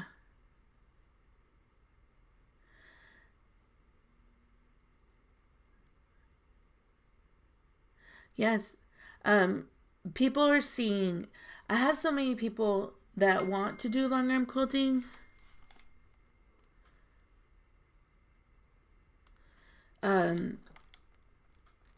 But they think, I don't know. I think they think that they could do Lorena. And no, and I'm not saying there's no money here. There is money here. As a matter of fact, the blessing is the people who do quilting are predominantly white. And be honest, predominantly white. And if they're other cultures, if they're Mexicans or they're black, African Americans, they're predominantly well off. They have money. They have money to spend on this skill. This is not a cheap this is not a cheap hobby. As a matter of fact, this is a very expensive hobby. To get a quilt done, for you to make a quilt for your son, for your uncle, for your mom, can cost up to $300 just in material. I'm just saying in material. So to get it quilted, if it's a king, queen size quilt, it's also going to cost another $120 or $150. So you're dealing with a predominantly very wealthy community that does quilting. And so you have the blessing of it, and I didn't know when I got into Longarm, a lot of them are retired. So they have a set income, but they're retired, and they supplement some of their money for this hobby. This, like someone said, it's a passion. I really love doing it. But I don't think I could do it if I didn't have it as a business. If I didn't make money off of it. Because it's expensive. For example, the other day I went and I did a quilt that I give away quilts, right? I didn't realize batting went up. So I used my Pellon 100% cotton batting, and I went and I used it on a quilt that I'm donating. I'm giving away to some random stranger here. Happy, Mary, love you, whatever. And I just realized, it shocked the daylights out of me, that batting cost me $40 to replace. And I'm kind of like, do I really want to give? Well, I'm going to give it away, right? Because the back fabric, because I found cheap back fabric, cost me maybe $15. The batting's now $40. The quilt top I found, it's an antique quilt. The antique quilt probably cost me $60. So I'm in $100. I'm not even in, and that doesn't even include if I was to take that $100 quilt material and have me charging me $200 to quilt because it was a queen king size quilt. It is expensive. And so keep in mind that you're going into it, but you could do it if you're fair. You're going to find a community of retirees that if you're fair to them, when I would do 3 quilts and 1 for free, I had a whole bunch of people just come to me because I was giving a deal that no one else out there was giving. And I love the fact that some of these wonderful women ended up finishing their quilts because I was so reasonable. Because I wasn't like what my community is out there. So, but I wanted the machine to be working. I wanted to work. So like with the laser stuff, there are people out there selling those wood earrings that cost them $1 to make. They're selling them for $20. That's not reasonable to me. And so to me, I'm like, well, I'd be happy if I make $5, $10 off of it. It's just wood. You know what I mean? So I think when you get your long arm quilting, you determine, and there's a whole bunch of long armers there, I'm going to be honest, that do want this as a business. And they watch me, and they want this as a business. But they're such, what are they? They want to gouge people's eyes out. That when they get a client, they're like, I'm not going to do that. I want to make money. I'm not going to do that. They need to pay me. I'm not doing that for free. Like, keep in mind, I use expensive thread for my clients. I use extremely expensive thread so that my client has a great, beautiful cotton quilted with cotton thread quilted on their quilt. Like, I don't use cheap products. And there's some people that use some cheap thread and charge what this is worth. And they're like cheating people. And people know it. People know it. And so, and they don't go back. So you have to decide how you're going to run this. And because I think I care about the person and not necessarily, I do care about the money, to be honest. I do want to get paid. When I quilt for you, I expect to make money off of you, but I am not solely focused on, I'm going to make a dime off of you. I'm focused on, what can I give the client? And let me just say this, every client that comes to me, I try to bless with thimbles, thread. If you're a returning client, I'll give you one of my favorite products. I will bless you. I will find like a little vacuum. I will bless you back. I wanted to do a video on, I had this client come to me. And she went to 2 long armors. She went to me, and then she went to another long armor. And I want you to understand that there's a lot of us out there, a lot of long armors, a lot of people who are going to do what you do, but that doesn't mean they're going to come back to you. So there's a lot of us. There's a lot of long armors. So there's a long armor that will gouge you with thread. There's a long armor that will do a crap ass job. There's a long armor that will overcharge for work that's crap. There's a long armor that will do just enough. Just enough.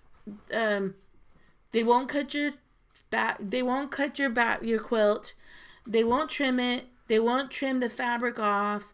They won't do anything more than what's expected. They will not fix your quilt.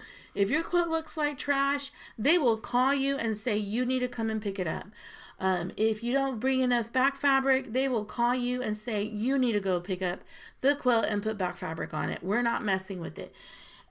You will have, there's different types of people, right? But there's very few excellent long armors.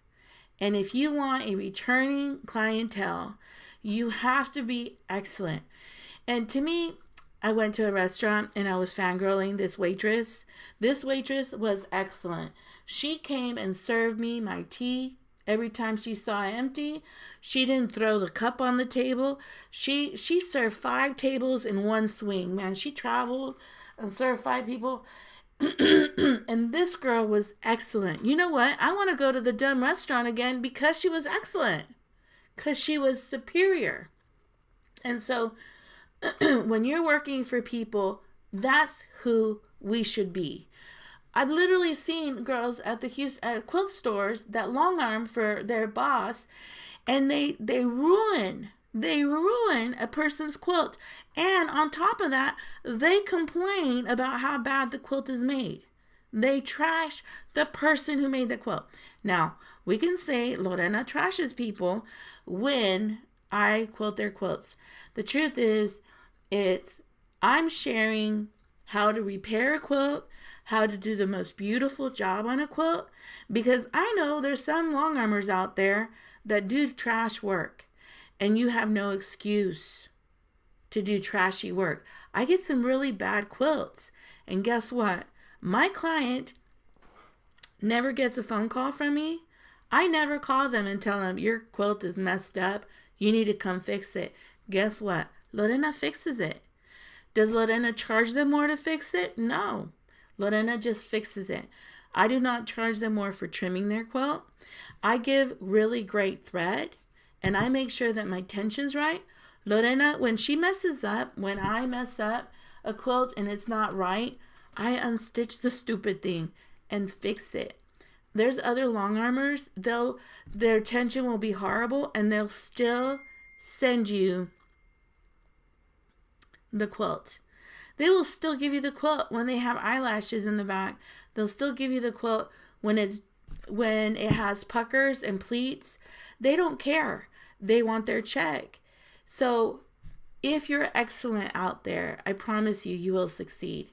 Like I told the girl, that waitress, I said, no matter what if you're a waitress and you work this hard, nothing you do will not be successful, because you are what's successful, not like you're the way you are. You're excellent. And I really do think that there's a lot of different long armors out there. Like I said, there was a lady who came to me, and she came to another girl. Now, the girl did a great job too, but the difference is, I did extra. I trimmed her quilt and didn't charge her. I didn't price gouge her on the thread. And because she came to me, I gave her, let me see what I gave her.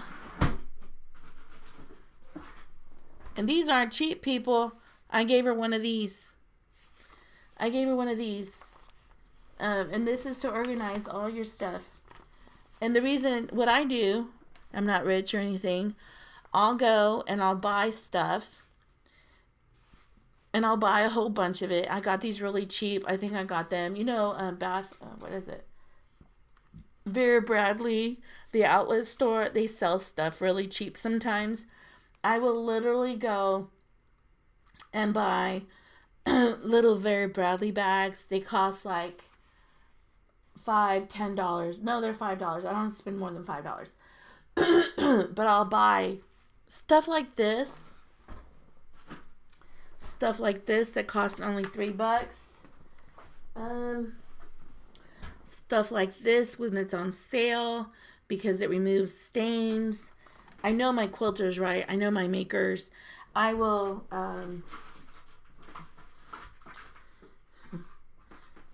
buy blades that cost me $3. I will buy things that are cheap, and I'll use my allowance on it. Be honest. I use my allowance. I give myself an allowance, and I'll use my stuff. My personal allowance is not my business money. It's my allowance, and I'll buy little things like this. And I get to know my quilters. Some of them, I give them these for binding, hand binding, because it grabs the needle. And some of them, I will buy a blade for them. Some of them, I will, like these, I got for like $3. Amazon is my jam. And I'll buy stupid stuff, like little, and I'll give them a gift. Now I know the other long armor she went to didn't do that. They didn't do that. They didn't do what I did. They didn't go beyond just doing the work. Guess what? This kind of stuff, it's little gestures of gratitude. Like, I'm really thankful that you came to me. Like, I think I found some of these for like a couple dollars. So I bought a couple and I used my allowance. I'll give my clients like my favorite marking pen. Like, this is one of my favorite marking pens. I'll buy like a whole set of 15 at Joann's with a coupon, 50% off. And I'll give a client one of these. I bought these chalk pencils. It's just a dumb chalk pencil. It's not that significant. But I will buy, I'll get these for free because I'll go to a quilt store and buy stuff and they'll give me the $20. Well, I'll buy these, and a client who brings me 4 or 5 or 6 quilts, I'll give them a set of scissors, and they know how expensive these dumb suckers are. And so I will do stuff for my clients that other people won't. And it is to your benefit to do stuff like that. So if you're like, I'm only here to make money and that's all I'm about, and hell to that, I'm not spending expensive thread on their quilts. The clients after a while some will be loyal to you, and after a while some of them don't care. And they'll just also too have something be unique in some way. I'm really unique because literally their quilts are on YouTube and they feel like their quilts are famous. Their quilts are famous, and they don't. People. I remember Leah Day, and I don't mean she was like, "Well, I'm not going to show people's quilts that are not done right." I feel that's rude. I tell my clients, "Are you okay with me showing your quilt?" And they don't care. They're excited that it's on YouTube, and they're humble enough to say, "I'm willing to grow. I'm willing to learn." I'll share with them, like, here I had to do a pleat, but you know what? When I do a pleat, I literally hand stitch it down, so they don't even have to go repair the pleat. So I think being excellent is more valuable than the long arm. And you can really, I'm so thankful.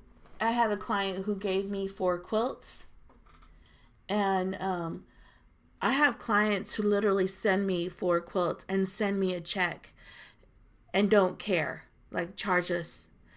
But I literally do a running list. I'm very fair. I'll buy patterns for my clients if they want something different, and I don't charge them for patterns because I feel like that belongs to my business. I'm not going to charge my client an $18 pattern when I'm going to reuse that pattern throughout my business. But some long armers, like, no way. I'm not spending the money. I'm here to make money. I don't know. I'm not trying to, but you could really make something here. You can really make something. I have some beautiful clients that have died on me.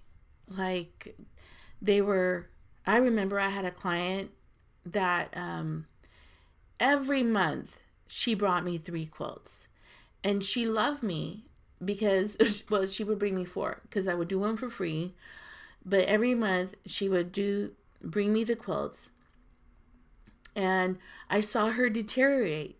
I saw her, being able to walk into my house to the point that she was on a wheelchair. And I saw her, the last time I saw her, she got to a point that she couldn't even walk in my house with a walker. And literally she forced her husband to put her in the car so she could come say hi to me, because it got to the point that her husband would bring me her quilts. I ended up probably quilting when she died, her husband called me. He's like, "I'm letting you know we're not coming back no more." She died. And he literally thanked me because he goes, "I honestly think you kept her alive longer, because every time you quilted the quilts for her, she had a purpose to finish those quilts for her children and her grandchildren, and she was really motivated to make more quilts so that before she died, everybody she loved had a quilt." And I just wow.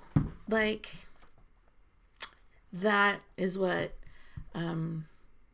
yeah. And he felt guilty for not bringing me any more work. But it made me feel like I was doing it, I don't know. I was doing it right. You know what I mean? I was doing it right. Do you have a preference site to buy patterns? Gamel's site just does not wow me. One of my favorite places, it's called Urban Elements to buy patterns, and Bright is a great place to buy patterns. I like them a lot. Yeah, everybody hates price gougers. I just think that you can really make something special here. And whatever you do, like if you do cake making, I don't know, you could just, for example, I have antique quilts that I find, and I know that they probably weren't finished because, one, she couldn't afford it. Two, she may have died while, or a lot of times they couldn't afford it. And so I find these quilts, right?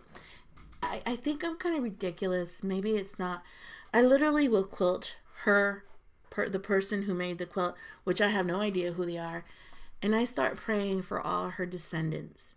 I just start praying for the maker's descendants and just start praying for them.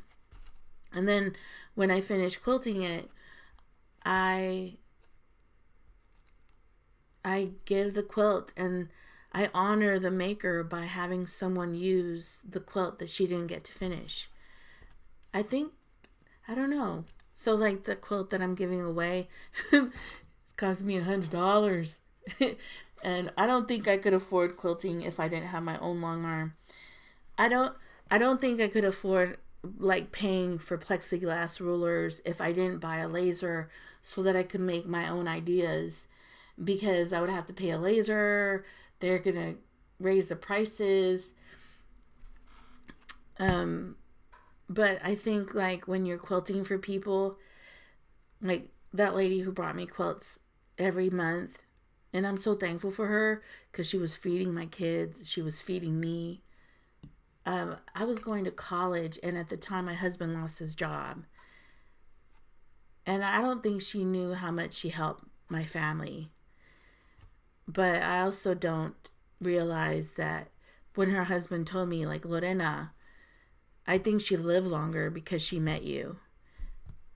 Well, I'm like, wow. He goes, she would get excited to make her quilt. Like, they would literally go through her closet. You know, all of us kind of have a hoarding stash. Like, I have that fabric back there that is like an art installation of fabric that I haven't done anything.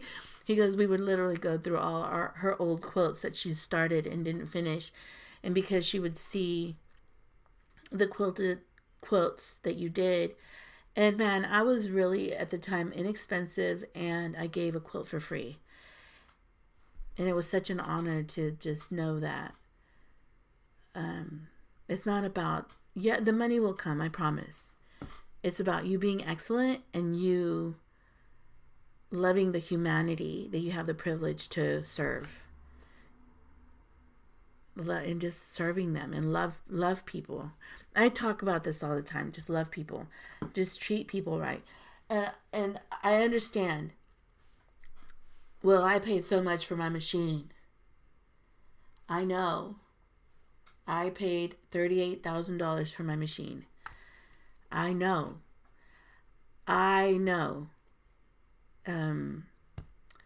But the machine should not own you. Money always comes and goes. It shouldn't own you. What you spent, it's a privilege. I find myself that it's a privilege to have the long arm that I have. Someone says, I dream to have a long arm. I did too. And now I look at the long arm and I use it and I'm living my dream. And it's a privilege. It really is a privilege. It's a privilege. And I thank God for it. I thank God for this privilege because I get up every day and sometimes I have a bad attitude. Sometimes I'm in a mood and I like slap myself saying, what the hell do you have to complain about? You are so blessed. You are so blessed because you get to do something you never thought in your life you would do. And but I think the best part of it is like the long arming becomes labor. Long arming becomes a burden. It becomes like, oh, I'm gonna be up there all day. You become very antisocial. You're alone. It's lonely up here. The fun part about it is I get to film my shenanigans and you guys get to see it and I get to share it and I have a community that loves me. But you're alone a lot and But the blessing of it is like, God, Lord, there was a lady I long arm for. Her name was Greta. She's not here no more. I love this story. She sent her quilt to, at that time it was Hancock Fabrics here, and she had this lady who worked at Hancock call me to come pick it up. It was just a sheet of, it was just fabric, but it had the quilting design on it, and I quilted it for her, and she was alone, and she was an elderly lady, and she says, come to my house and drop it off. So I drove all the way to her house to drop off the quilt, and she was a lonely elderly, like a lonely lady. The lonely lady literally gave me her paycheck. He says, write the check for me. And I started praying for her, like, oh my God, what if I'm a thief? What if I'm a criminal? What could happen to her? Like, I went into a panic, right? And I quilted I charged her. I had my receipt and I charged her. And I left her. And she loved my quilting so much. This sweet elderly lady forced her son to buy her a sewing machine, a sewing table, and an iron. And the next time she called me, she pieced a quilt top. And she pieced the quilt top. And she called me back, come pick up my quilt top. It was a horribly made quilt top. It was horrible. It was a badly made quilt top. But she was so excited. And I quilted it for her. And I straightened it. I took it apart and re-seamed it and fixed it for her. And I took it to her. And oh gosh, she's a neat lady. She says, my son wants to put me in a senior center. And she was crying to me. He wants to put me in a senior center. And I understood why. Like, she let random strangers like me in her house. And I was praying for her to be safe. And I said, he goes, my son is betraying me because he's putting me in a senior center. And I'm mad at him. And I said, honestly, I think it'd be good for you because you'll be around other people and you won't be alone. And I go, and maybe they have sewing there. Maybe they have sewing classes for you. And maybe you could sew there. And I honestly do believe that the reason she said yes is because I told her they had sewing classes there. So a month or two later, she called me to pick up a quilt, but she was at the sewing center. And so I went, and this is when I was going to college. I picked up the quilt. And she says, hey, by the way, I'm mad at you. There's no sewing classes here. And I looked at her. She goes, and I remember you said you taught sewing. So start sewing classes here for me. And I literally started teaching sewing classes and I did it for 6 months. And she literally got me to start sewing classes. And I started teaching 100-year-old ladies to 80-year-old ladies how to sew, and we ended up finishing, I think, 2 quilts or 3 quilts, and we were donating them to hospice. And she's not here no more. But what sewing can do for someone, and when you do stuff with a lot of love for people,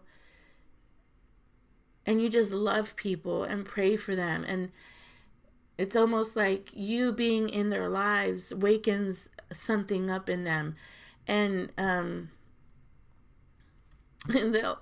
she literally would, and she would tell her kids, you need to give me money so I can have Lorena quilt my quilts for me. And she goes, yeah, I forced my son to buy me. She had the kind of table that came out and then came apart. I forced him to buy me a sewing machine. I forced him, like, it's almost like she had something to, she had a purpose. She had a purpose for herself. And so I think if you have a dream, go for it. Go towards it. Plan for it. I wanted a laser. I wanted it in 2018. It took me 4 years to get it. I have it now. the other day I was lasering for the full day. I was a real-time laserer. As if when I long arm here, full time, I was lasering, and um I was thanking God for it. I was making these really simple keychains. They were so pretty. You can make such pretty things so quickly with the laser. It's not like quilting. Like quilting takes work and time. Quilting is a long race. It's an endurance run. It's an endurance race to finish a quilt or to finish something. And lasering, it's just like in 1 second you can make a pair of earrings, or in 30 seconds. In such a quick time you could come up with something unique. And but it's not about the money for me. It's like I made a whole bunch of keychains and I bless people with them. I'm like, here, I made this. I'm excited about making different things, just like quilting. And I don't know, it's how you use it. It's how you use what you get. When I asked God to give me the long arm, I promised him that if he gave me a long arm, that I would bless people, that I would do quilts for free, that I would bless my community. And there was a time, to be honest, I had the long arm and I didn't use it because, man, the long arm ended up being like an explosion in my family, like a whole controversial, stupid mess. And it was all about jealousy. It's all about them not wanting me to have something good. But when people don't want you to have something good, it doesn't matter. God wants something good for you. And I didn't use it for like 5 years.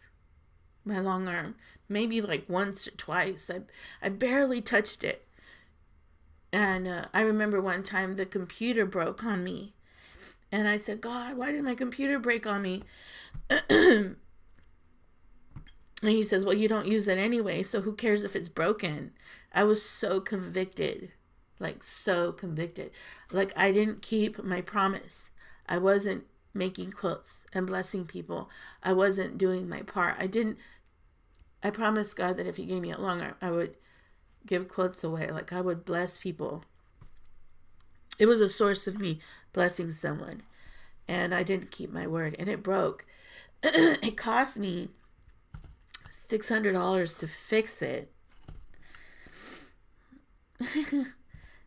So if you get a long arm, use the heck out of it.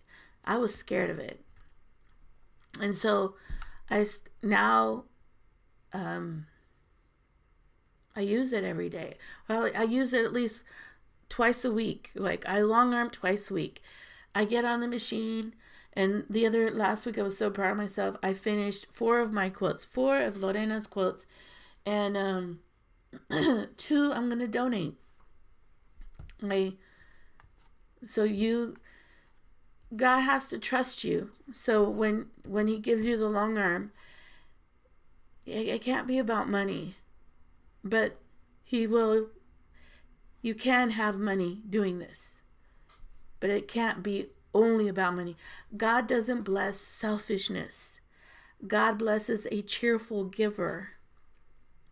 And so God doesn't bless greedy people because he can't trust greedy people. He blesses people that are sacrificial, that share, that give, that offer. He's not gonna, like, if you're a tight ass over $3 and you're willing to fight for $3, you don't deserve to have. You can't use money as a tool or a weapon. You have to be trusted with money or with things. You have to be trusted. And I know a lot of you like, oh, she has this and she has that and she has this and she has that. I could be trusted with it. I'm not going to hurt people with it. As a matter of fact, I'm going to bless people with it. I'm not going to mistreat people with it. I'm not going to gouge people's eyes. I'm not going to, God wants to bless us because he could trust that we'll do the right thing with what he gives us. And we have to be willing to learn to do the right thing. And so that's been like lessons for me that I'm sharing. And money comes. The more I've given, the more it's crazy. Like whatever I've given, like I was like, damn, that's $40 batting I just gave away. Ugh. Like I wanted to like look at it, and that's a lot of money. I'm just like throwing, not that I'm throwing it away at somebody, but just surrendering. And then I was like, you know what, Lorena, what's $40 to make someone happy? What's $40? Like you could, $40 comes and goes. But then the same thing, Lorena, I bought and I'm afraid to fail, so I drag my feet. Just making quilt tops. Just do it. I'm seriously just... Today, I quilted 3 quilts. There's something about it. My heart gets quiet. I get centered. I think about things and I start praying. And all of a sudden, like, okay, I understand why this happened. Or I don't know. It's just like I get this weird revelation. And I accomplished something. I'm so proud of myself. Sometimes it's like, there was a time I wasn't proud of who I was. And there was a time I didn't like Lorena. And I thank God for the opportunity for him to change me. And there's times like, y'all see Lorena, right? Like, ooh, you don't know that Lorena was a mess and Lorena wasn't a good person. And Lorena made a lot of mistakes. And the lady who was waitressing us, I've learned that suffering makes you excellent.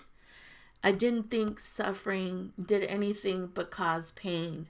But the truth is, suffering makes you someone who you wouldn't be without it. Yes, Sharon, you could do it.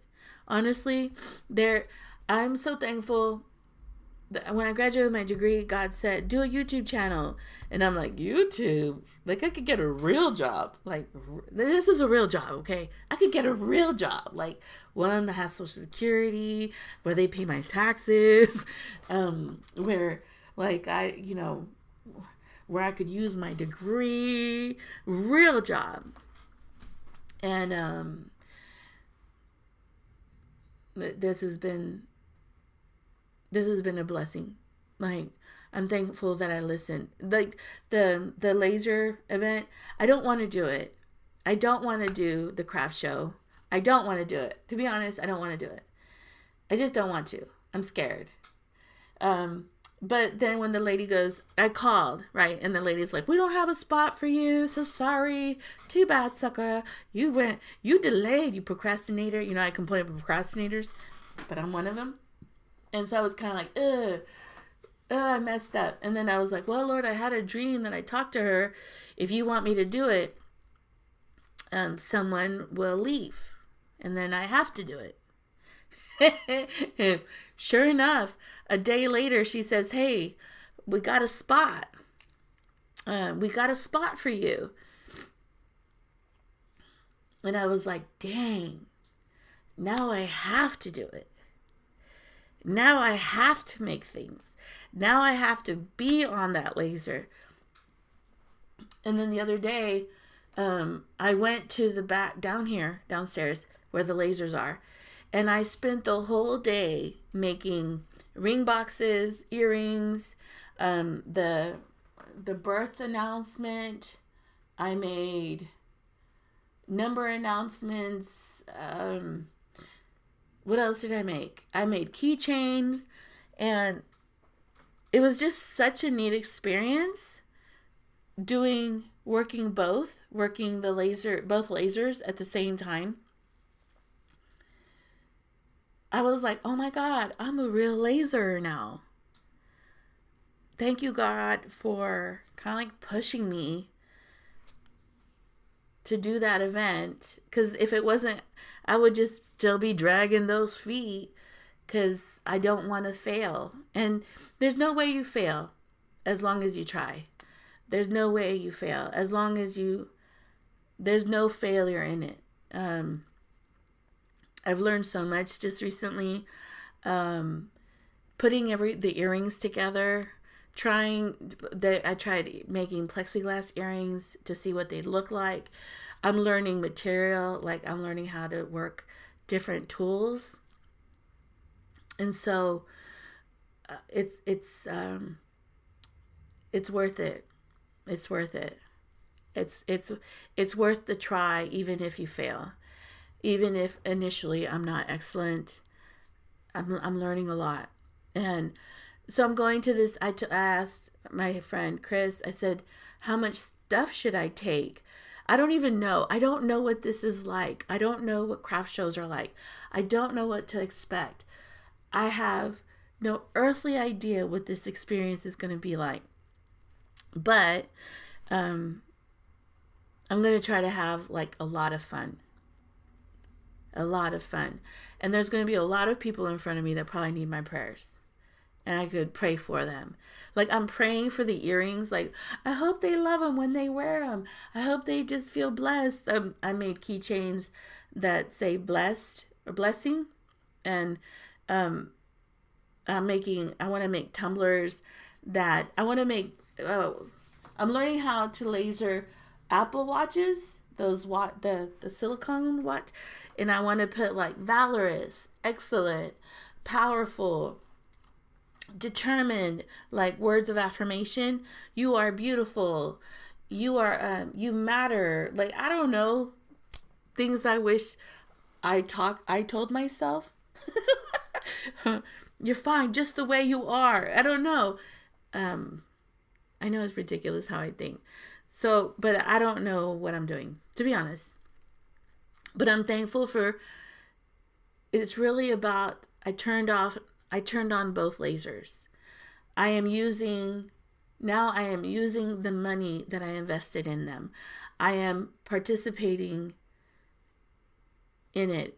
And if I don't sell anything, I have a lot of gifts to give away, I guess.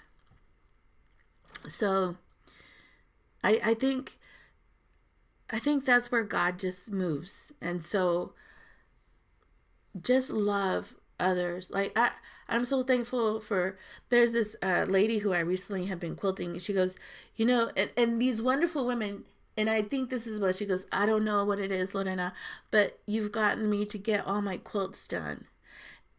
And I trust you, like you're fair.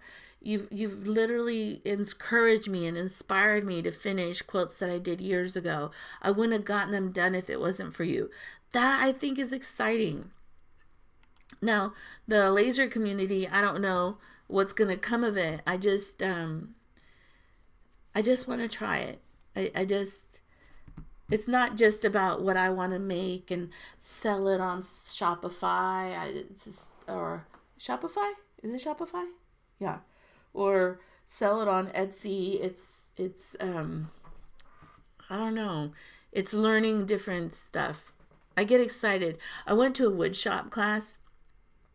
Shoot, we're going long. I'm so sorry.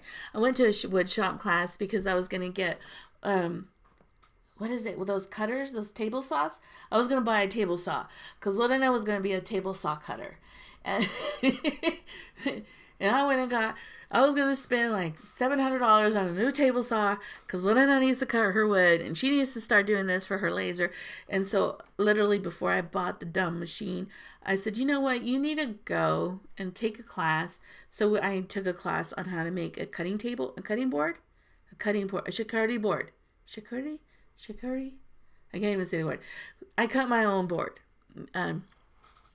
It was the neatest class. I learned so much. But I learned I don't want to be cutting wood. I learned that that's not what I want to do. And it is a no. That's a no for me. It's too scary.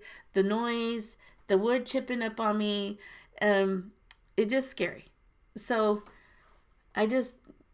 but I learned something and I made a beautiful charcuterie board. It's a cheese board that you cut. Anyway, it's a cutting board, and I made it, and it's beautiful.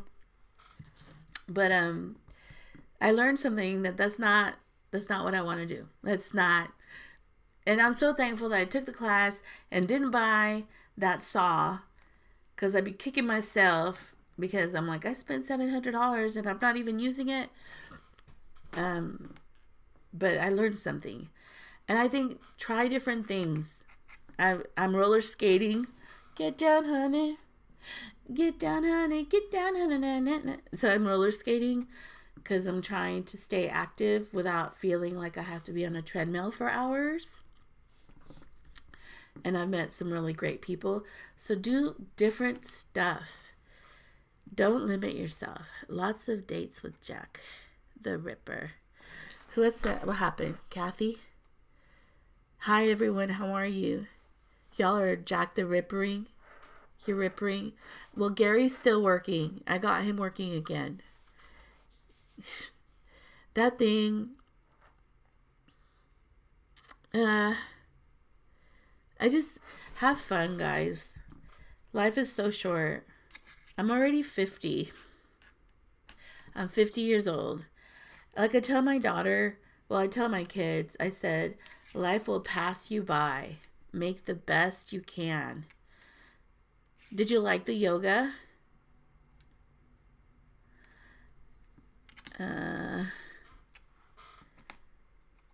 Sharon, love your machine. Use it.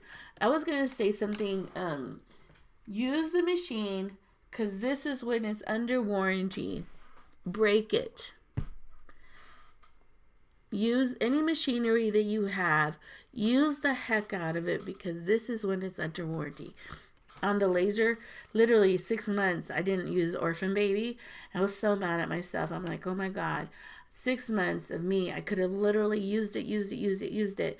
And if it would have broken, it's still under warranty. Now it's still under warranty, right? But I was thinking I missed out on 6 months of abusing it so that I could use that warranty. Because on my Longarm, when I didn't use it, my warranty went out literally the week before it broke.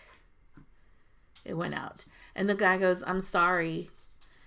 And I'm like, are you serious? The warranty was just last week. He goes, I am sorry. I'm so sorry. Let's get rid of these jackholes. Remove, bro. Remove. So, let me report because you're annoying. Unwanted. There you are. So here we are. We've been here along with 2 hours. Sorry. But I'm here for you.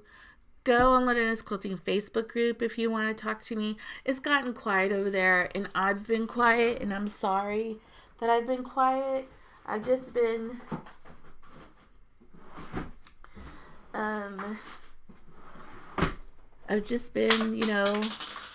I think sometimes social media is hard on me because I have, and I'm not saying anything bad about it. I think,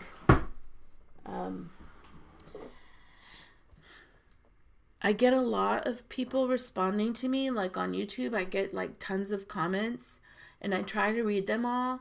And that gets overwhelming. And then I get a lot of comments on Facebook sometimes. No, my Facebook group's not bad. But people message me on Facebook Messenger.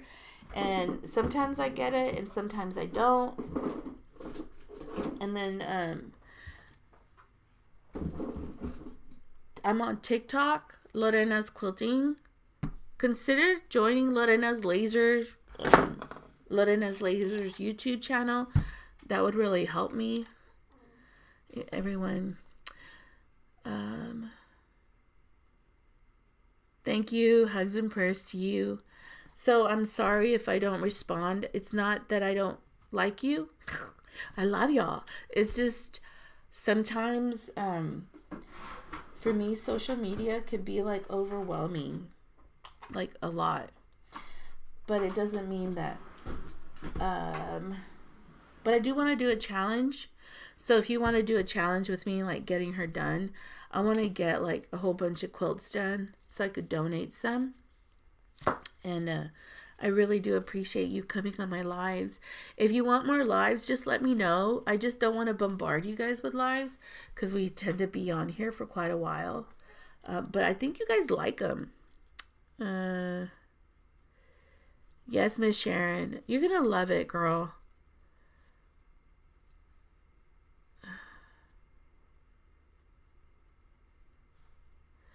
You just do it. Honestly, you're going to regret not doing it. I regret not using my long arm. And then some people got the long arm the same time I got the long arm, and they're so excellent at long arming. And I feel guilty, like, oh, you're dumb. You had a machine. Nothing worse is having the machine and doing nothing with it. Because there's millions of people who wish they could at least have a machine. So do something with it. Make beautiful stuff. Have a wonderful day. I love you guys. Love you. Have a blessed day. Thank you for all the support. My goal is selling enough quilts and save enough for a long arm. We are robotic for the next year. I hope you do that. I was selling baby quilts so that I could get a long arm. I'm going to pray for you to have the blessing. Let me just say this. It's worth it. Have a blessed day, guys. I love you guys in the Lord, okay? Bye. Yes, I won't.